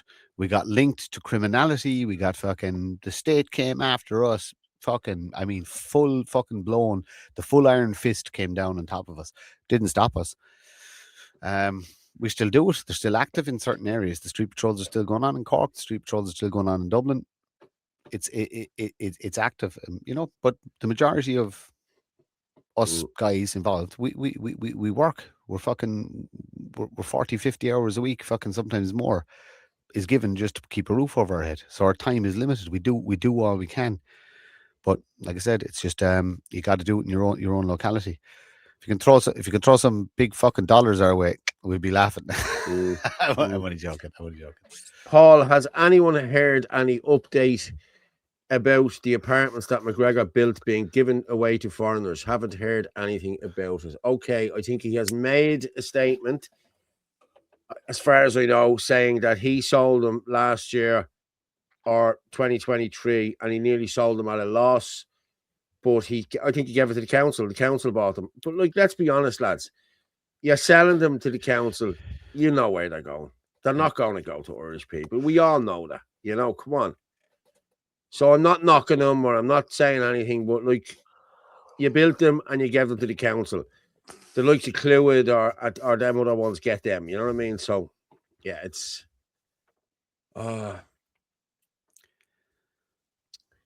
Kevin Coyle, thank you. Yes. Chris Byrne. What was Kevin's comment? Kevin put in about who the Howards were, and he has their phone numbers as well and contact details if we need them. Good stuff. So, Kevin. Yeah. Well, no, the people at Coolock need them. Yeah. Yeah. Kevin, COVID broke my whole family. I hear you, my mother through the jabs. I'm the black sheep and still am, because I speak the truth. but I'm grand, not fair on my kids though, and yet they don't know my immediate family. Emma, listen, I'm living it, Emma, every day. I'm living it. Living it. We're all living it too. Yeah. Oh, we have. There he is. Hello there, my good man. Well, how he's doing? How's the boss, man? I'm good. Well, how he's getting on? Been watching there. Good. Sorry, you got back late. So it's sort something out of the car. Yeah, you get it sorted? Stuff. No, not exactly. But we're still motoring, so be alright. We're getting sorted. You know what it is? One of those air suspensions. I'm actually going to tell you a quick fix. I googled this bit. It does actually work. Deflate rugby ball, take out the inflation, inflate the rugby ball in the shock, and that'll keep you going in the short term. Deflate the ball, put it into the shock, and then inflate the rugby ball inside the shock, and that'll keep the car lifted. Right. Okay. Now there was my research yesterday. I've got to send it to you. Really? I like your backdrop there, the Gale Force Media. what you We think? didn't say too much about it. Now, to be honest. Yeah. Well, there you go, guys. That's it. Gale Force Media, the new media company for Ireland, for nationalism. Yeah. Interesting what happened earlier on. I put up a little 10-second video on it, like a preview video. And it was only up. It didn't even get any viewership. I was on TikTok. And it got banned. It got taken down straight away, violation. And I don't know, Paul's gone missing, but I was going to say, Paul. I'm not. I'm still here. Do you have that, Paul? And we show people what they're censoring now. What video was it? The one you sent? Yeah. It was just literally 10 seconds. It was on our Gale Force Media group. Hold on. But it made me think, it's interesting that got censored. It's like an alternative media organization that we're trying to launch, and there's no wording in it, just images of the different shows, and they wouldn't even let it up. And of course, no violation reasons or anything like that. Very interesting. I see Martin's already kicked off his podcast. Well, tomorrow it goes out. It'll go out at 6:00 tomorrow morning, and it'll be able to view. You can view it on YouTube, X, and whatever channels. Whatever channels the Irish column goes out on, and one or two of my own. So it's an interview with a guy called Murloch Murphy. I met him through Spaces. He's just great conversation on legal. It's just another individual's view and outlook on what's wrong with the country, and it's a lovely conversation. It's about an hour and a half long, but lovely conversation. I'm going to record them on Mondays and put them out the following Monday. They're not edited. It's literally same as I used to, minutes to midnight. I don't have the capacity to do them live anymore, so I'm going to record them live, not edit them, and just put the conversations out. Sometimes it could be half an hour, sometimes it could be, depends on how interesting the conversation is. So to all the viewers, the big thing about what I do is I don't care who you are. I'm not looking for names or celebrities or people. I just want to talk to humans. So any single viewer who watches here, just hit me up on fucking Facebook or hit me up on X is the best place to get me. Send me a DM if you want to have an hour-long conversation and the public to see it. Hit me a DM and we'll have a chat. Yeah, I have two coming up myself. Scheduled in, just waiting for a bit of new equipment to land. But I've already spoken to the two people who I'll be speaking to. I actually might be able to. I do have a preview of it. Did you find that video as well? Yeah, I play it here. I'll play it here now. Yeah, play it there. This is it. 22. Is this the? Yeah, 22 seconds. Yeah, this got taken down straight away for some reason. Right.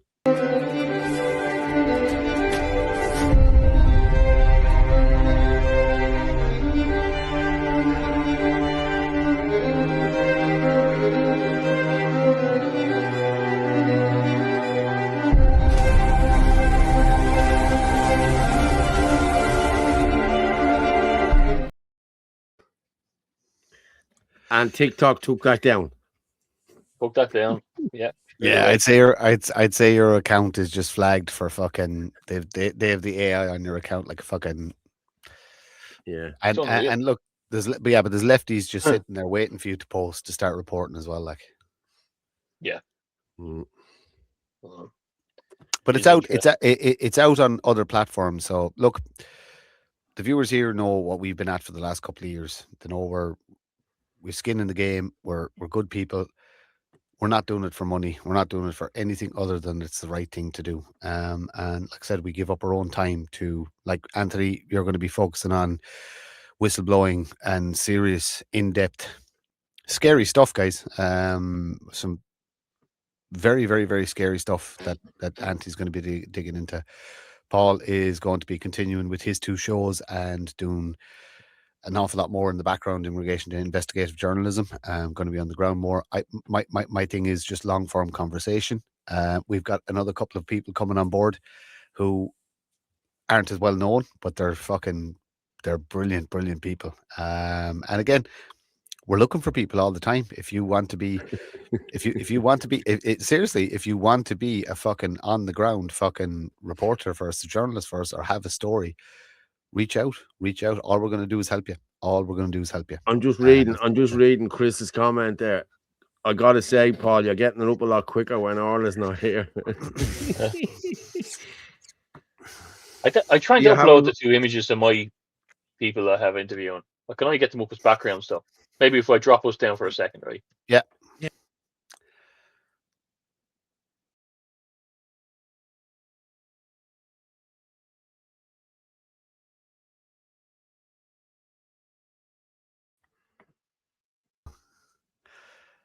I'll be. We have Aaron and Aaron Power, is it?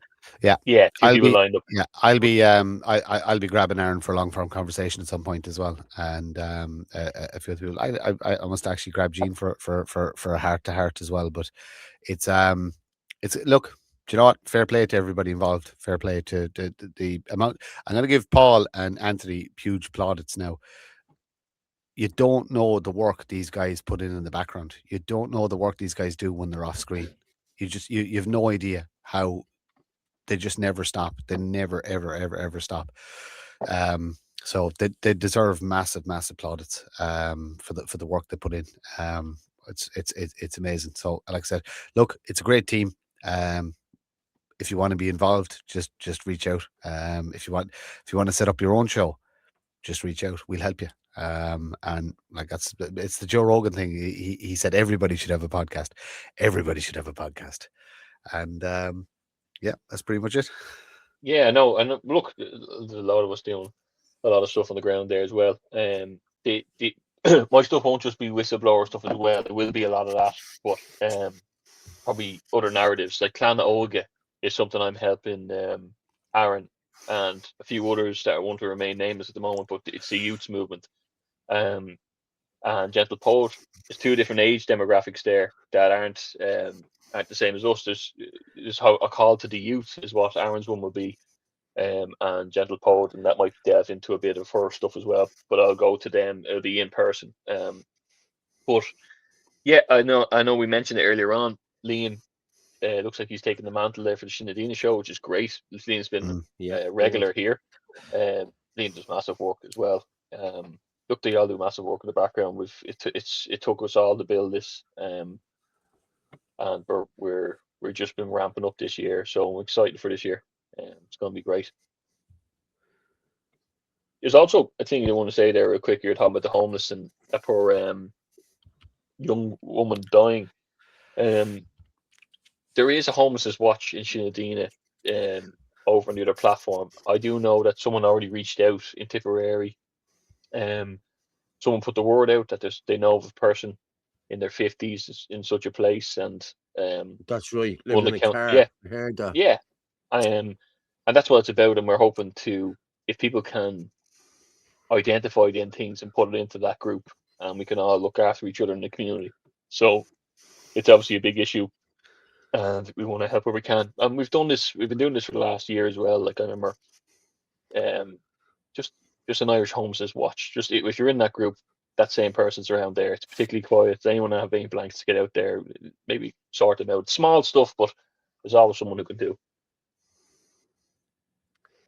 Yeah. Ori Gale Force Media. I recently read Gerald Pollack's new book, Charged. Gerald explains how weather works, e.g. clouds, the weight of 1 million elephants float due to electrical repulsion. Okay. I'm going to be honest, talking to clouds, I was watching the match today with the kids, and man, it was like X's and O's, like, you know what I mean? And I says to one of the daddies, I says, there's tomorrow's snow. What do you mean? I said, what do you mean? What do I mean? Look up. I said, have a look up there. Do you not see anything? They're just planes. I thought, okay, enough. What did he say?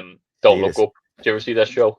That movie? Don't look up. Yeah, the movie. But you know what's interesting? And we wanted to do this, and we highlighted the Ireland First evidence files there recently. You know, just a bit of a preview on it.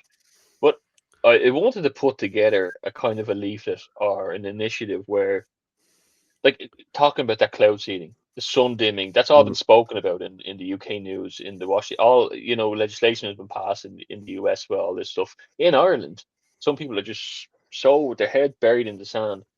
Like, you'd have to root this out. Here you go. You know, there it is, there, right in front of your eyes, from main media news. There's all the studies on it, and then people are like, "Oh well, you know." It's very difficult to get across to people lately. I see my father. I think I said this recently. Me and my father went for a pint in a local town, and there's a woman there who advocated for the COVID vaccines. And thank God I got my COVID vaccine. I would have got away worse and all this kind of thing. And my dad, who had taken one or two at the time, he had said, not at the time, but a few years ago, had said, but do you not think that there was massive cohesion here? Do you not see like what they were doing and all the stuff that's come out since then? Everyone, you know, in your 50s and 60s, everyone knows someone who's died and stage 4 cancers and everything in the last few years. And she just looked straight at the wall. I was looking at her. I didn't even say anything, and tears welled up in her eyes. She shook her head, emotionally triggered straight away, and locked down from the conversation. There was no intellectual conversation to be had. Like we spoke about it before a few weeks ago when they unturned all them thousands of doctors' certifications from abroad. You know, the fraudulent certifications. We were talking about that. We were talking about that a few months ago when we had Miranda Jackson on as well. These things are happening. So you need something like even a QR code. This is the story of the vaccines. Here's your evidence. Here's your studies from other countries, because you're not getting this. Yeah. You're not getting this. This keeps going because you're allowing it to happen. Like you vote in these people, that's fine, but your kids won't have a house. You know, you're never going to see them again. They're going to fly off to Australia where they can, and your price of flights will go up, and carbon taxes will go up on that, and you're going to be talking to them over Zoom calls for the rest of your life. Like, think about the future. I was at the door of a guy, an old farmer. This is my frustration with farmers sometimes. Knocking on his door until they're town the general elections with my 11-year-old son at the next door. And he says, "No, I vote Fianna Fáil, Fine Gael all my life, you know. My grandfather did." And I said, well, it's because of that mindset that he'll never have a house in this country, that he will not be able to have a future. You know, you have to stop thinking about your grandfather, maybe start thinking about the youth. And so hopefully Aaron, for that reason, might bridge that gap between our generation and the one below him, or his own, because he's obviously wide awake and he's an intelligent young man. He looks through all these things, and if he can resonate with them, then great, you know, and that's why it's important to have Aaron on. Watch his wax rope video he just put out there. That is the most informative, fantastic bit of information. It's on TikTok. I'm sure it's on his other platforms as well. But wax rope and basically how to make fire. He gives a live demonstration. Well done, Aaron, for sharing a very, very, very practical and useful skill. I have a question to ask. Does anybody know if the wax on Babybel cheeses is actually genuine wax and can be recycled into waxing ropes? So if anybody knows, I'm going to try it myself anyway, but if anybody knows off the top of their head, so I'm not wasting time, because I was just having a conversation about those little cheeses and how I could repurpose the wax. So if anybody knows that, let me know. Yeah, I had another point, but it's gone for me. It mustn't have been too relevant. Well, just in regard to the podcast that we're putting out, there is already Martin's Minutes to Midnight playlist on the Scale Force YouTube page, where you can look at all the older content. The same with Ireland Live, same with the AKC podcast, and this stuff will be put onto Spotify. A lot of it's on Spotify already. If you looked up Spotify or Apple Play podcasts or any podcasting, you'll see the Irish Column. You'll see the AKC podcast. You'll see a couple of Minutes to Midnight, but it will be What Now Irishman, and you'll have the addition of Liam doing his show as well. The 5 Pillars of Truth was the kind of mindset behind it. So there is a website being created at the moment. It's 3/4 away there. So yeah, it's and the show will be going out on the website as well, live from next week. Yeah. I see a comment there, and I might address it. Popping in. What? I see a comment there, and I might address it. That's all right. Any reason why you're calling women at 3 a.m.? Want to discuss nationalist views. Another one. So Another one. the reason why I'm highlighting this comment, Murphy, will you ever wipe your nose when you're in the Black Forge? So the reason I'm highlighting these people, that's a fake name because this person's a coward.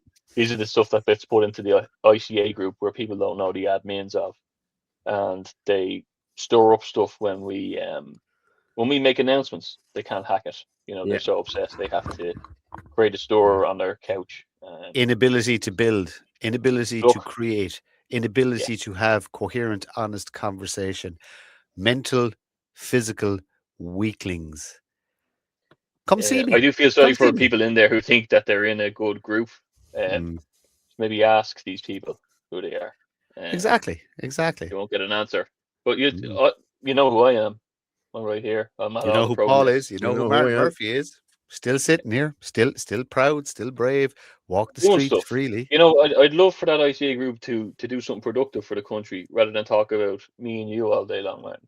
Or Paul. I know. They don't talk about me much. It's all you. They refer to. Let them talk about yours. They refer to you and the other 2 or 3. So I presume that's us. We don't get called by name. But the reality is that the loser in the comments, and I love saying this, and this is one of my flaws. I'm so much better than you. Simple as that.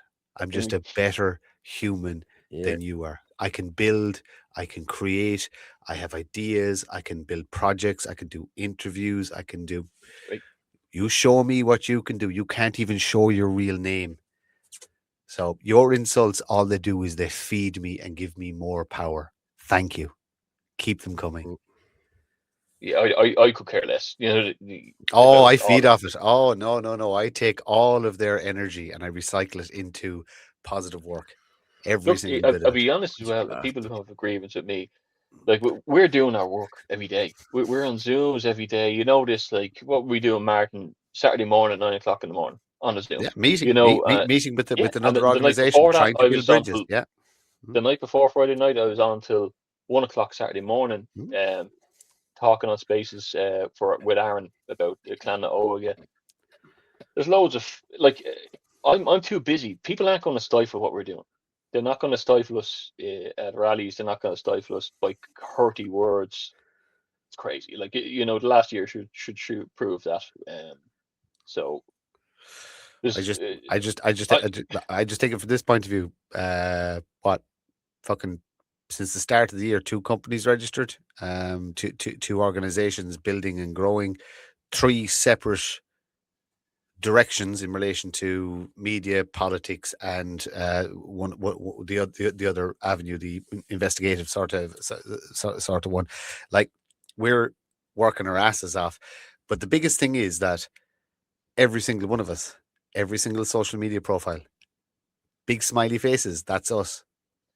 But man, it's funny because I remember 6 or 7 months ago, people were getting really upset with what we're doing, and I turned to you and said, I feel like I haven't even started yet. Like, I feel like I haven't even barely warmed up. Like, everything we do is putting in anti-trafficking intel, putting up media for reaching out to whistleblowers. These people clearly aren't on the side of the state because you disregard the personalities. People don't get on with people. You walk into a room with 20 people, you're probably not going to get on with a couple of people there. When you're in work, you're probably not going to get on with the guy in the factory line, but you get it done. So we're here for a cause that's going to destroy our country, and these guys are saying, "Well, I don't like him." It's like, all right, you sit over there. Well, we do the stuff then, okay? There's two issues. There are people with massive egos, and we all know who they are. But then there's an IQ problem. There are idiots who think they are X, Y, and Z. You know what? I'm not the smartest guy in the room, but I'm smarter than the average fucking bear. And I'm willing to put in the work, and I'm willing to inform myself, and I'm willing to fucking spend hours reading and researching and forming opinions. And my opinions change all the time as I get new knowledge. And then you have people who just have 4 or 5 fucking token lines. Get them out. Fucking Sinn Féin traitors. That's not good enough. Simple as that. If you want to fucking change the destiny of a country, you have to fucking start climbing the rungs of the ladder intellectually. It's as simple as that. Like I said, I am descending Mount Stupid. And if anybody Googles what Mount Stupid is, you'll understand exactly what I'm talking about. And I'm only descending Mount Stupid. I haven't even got to the depression phase yet, or I haven't even gotten to the enlightenment stage. But I'm descending Mount Stupid. I'm now aware that I don't know everything, and I've got so much more to learn. And I can only form opinion on what I understand, which is very, very little. These are the personalities we have. Then you've got people who think that you can just start a Telegram group and solve the fucking woes of the world by talking shit. We've purposely shut down one of the biggest WhatsApp groups in the fucking country in relation to nationalism. At the end of the month, it shuts down because we realize that, okay, that was about gathering people together. It was about gathering ideas, gathering communities, etc., etc., etc. But that turns into 90% watchers and 10% activists. And then we said, okay, that's not good. That's not going to solve the country. It was a great starting point. So now we've moved away from that. And that WhatsApp group will be shut down on the 31st of January. All of it. And those who genuinely bought into Sinn Féin and genuinely want to fucking put in the slog will move over to the new platform. It's as simple as that. You can call it a weeding process. You can call it a reality process. You can call it whatever you want. WhatsApp groups are not going to fix this country. Media will fix this country, alternative media.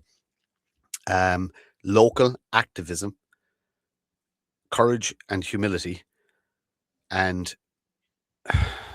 being brave enough to keep going no matter what, because we're going to have losses. That's what's required. That's what's really, really required now. I'm doing my bit. Anthony Casey's doing his bit. Paul Fitzsimons is doing his bit. Orla's doing her bit. All the other people that we work with are doing their bit. Personal responsibility. What are you doing? Look in the mirror tomorrow morning and ask, what are you doing? What are you doing for your local community? How can you help? What have you built?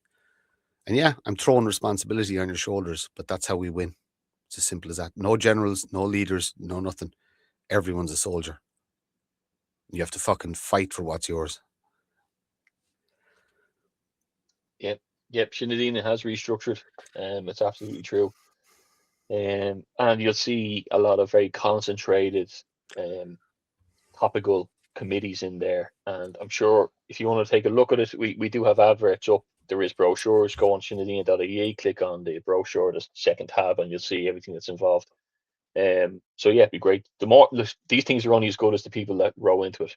So we obviously can't do it alone. You need a massive operation and massive cohesion and involvement to make things like this work. So we will be planning on doing a bit of tours, and we have an upcoming election as well with Mr. Fitzsimons that's going to be running it, Dublin Central.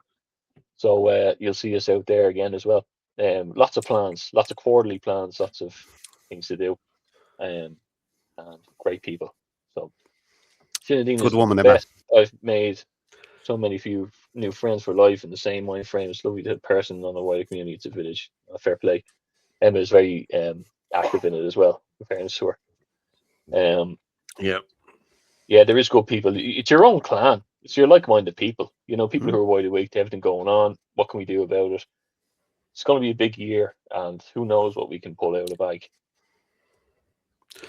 I reckon media-wise, we're onto a winner, because in fairness, we have so many colleagues that we're aligned with and affiliated with that we respect and respect us. We're going to have all we've done is big up since like they started and we started, the likes of Philip Dwyer, the likes of Niall McConnell, the good guys doing good work. All we've done is big them up, shared their content. You know what I mean. So look, we're on to a winner in relation to informing the public and basically opening up debate and conversation. They can't stop us. They'll try, but they're not going to be able to stop us. We're only going to get more and more and more people on board. And like I said, the more the merrier. We need producers. We need people who, guys who can do lighting, people who can offer spaces to let us do live interviews. We said it, we want to take the show on the road. We want to fill local halls with the Irish column. We want to sit up and basically have interactive conversations and chats. And you know what? We won't be charging fucking €95 on the door. I can tell you that much. Well, look, I like I said, I heard some people. I heard some people got a cut in the door. Okay. Yeah. That's what I heard. I'm nothing to do with me. I'm just saying we won't be charging 95 fucking euros on the fucking door. No. Like I said, we the majority we do offer backs. I suppose the only thing we'd ever do is once we've covered costs, we're happy. But yeah, we want to take this thing on the road. But like I said, we're going to need help. And like I said, it'd be great. You know, what'd be great is, you know, the fans that are there, the guys watching every single fucking week, if they were willing, wouldn't it be great to have them up in the panel and actually be part of the panel live to have conversations? Because you give, without an audience, you don't have a show, and you give so much fucking input. So I'm not going to start naming names like Chris, Angela, like there's so many people there. It'll take me an hour to go through all the fucking names of these people, but you know what I mean? It'd be great. It'd be brilliant to have the fucking viewers we've as been part of the threatening panel. about an Irish column live show, like where you play videos, you get the feedback from the audience, you all have a bit of a laugh and bit of a live commentary, a microphone down the audience. It's another plan. Like the Irish column here, you can see that we've structured into our own shows, and the Irish column we're trying to make into a panel show, a studio show. So look, if people want to help out with these things as well, there's a lot of setting up to do with this. We're only a few people who are trying to get this all organized. If you're in Dublin, or if you're in Carlow, if you're in Tipper area, if you're even in the West, whatever it is, reach out to us if you have expertise in setting up these types of things, or even know a good location where a studio could be. We have one or two, but we're all ears.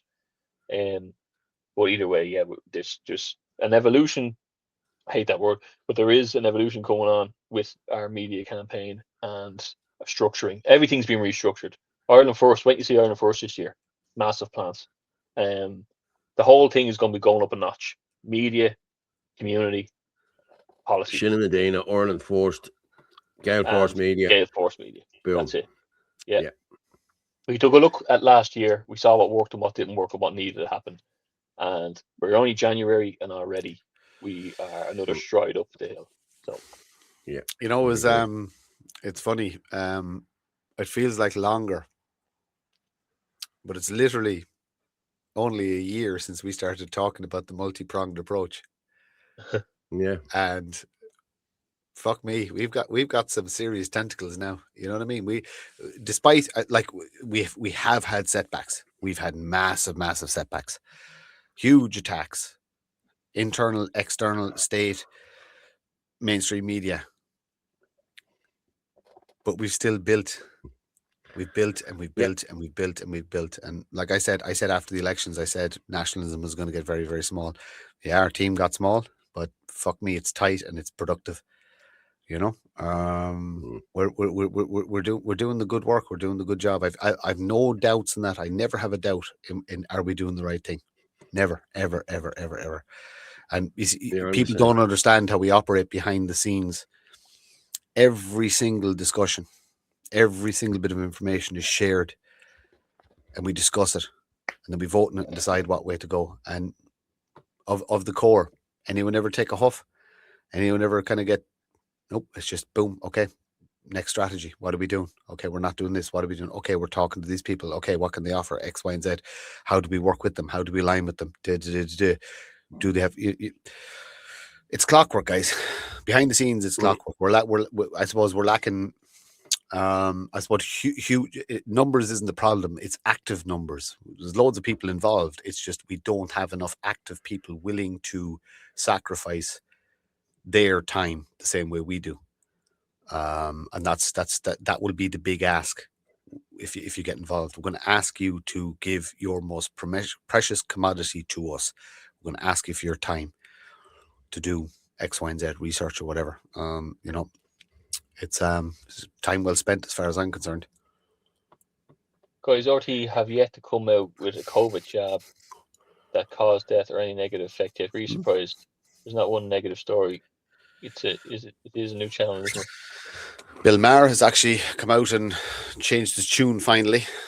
Paddy Irish, we will be coming out. We will be digging into this. Actually, this week we launched a Shinadina committee, which is a COVID a vaccine injured committee. Now we had a natural remedies group.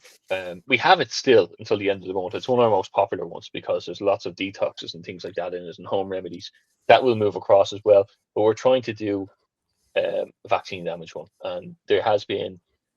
I've reached out to a couple of doctors among the movement, and they've already some of them have already given their insight into some of the ways of helping this. So there's nothing like this in Ireland. It's a shame. I know, Paul, you were looking into this in the last 2 years, you and AJ and stuff like that, and people need to, look, we need to recognize it. I put up a compilation of. I went on Facebook last week, and within 5 minutes, there's 3 people under 18 notices, just as I scroll down. Death notice. And no one wants to say anything in the comments. This kind of thing where it's a personal person that it's a photograph of it. It's insensitive in some ways, but at the same time, the silence and the taboo-ness of the whole thing was part of the plan as well. That no one was going to mention the elephant in the room. 90% of the population. I put up a collage and someone said to me, "That's my cousin, take that down." And I said, "Okay." So I blocked out the faces instead of taking it all down because the information is still important. And it wasn't making it a personal thing about any one person. It's saying that, look what's happening. Come on, where's the anger?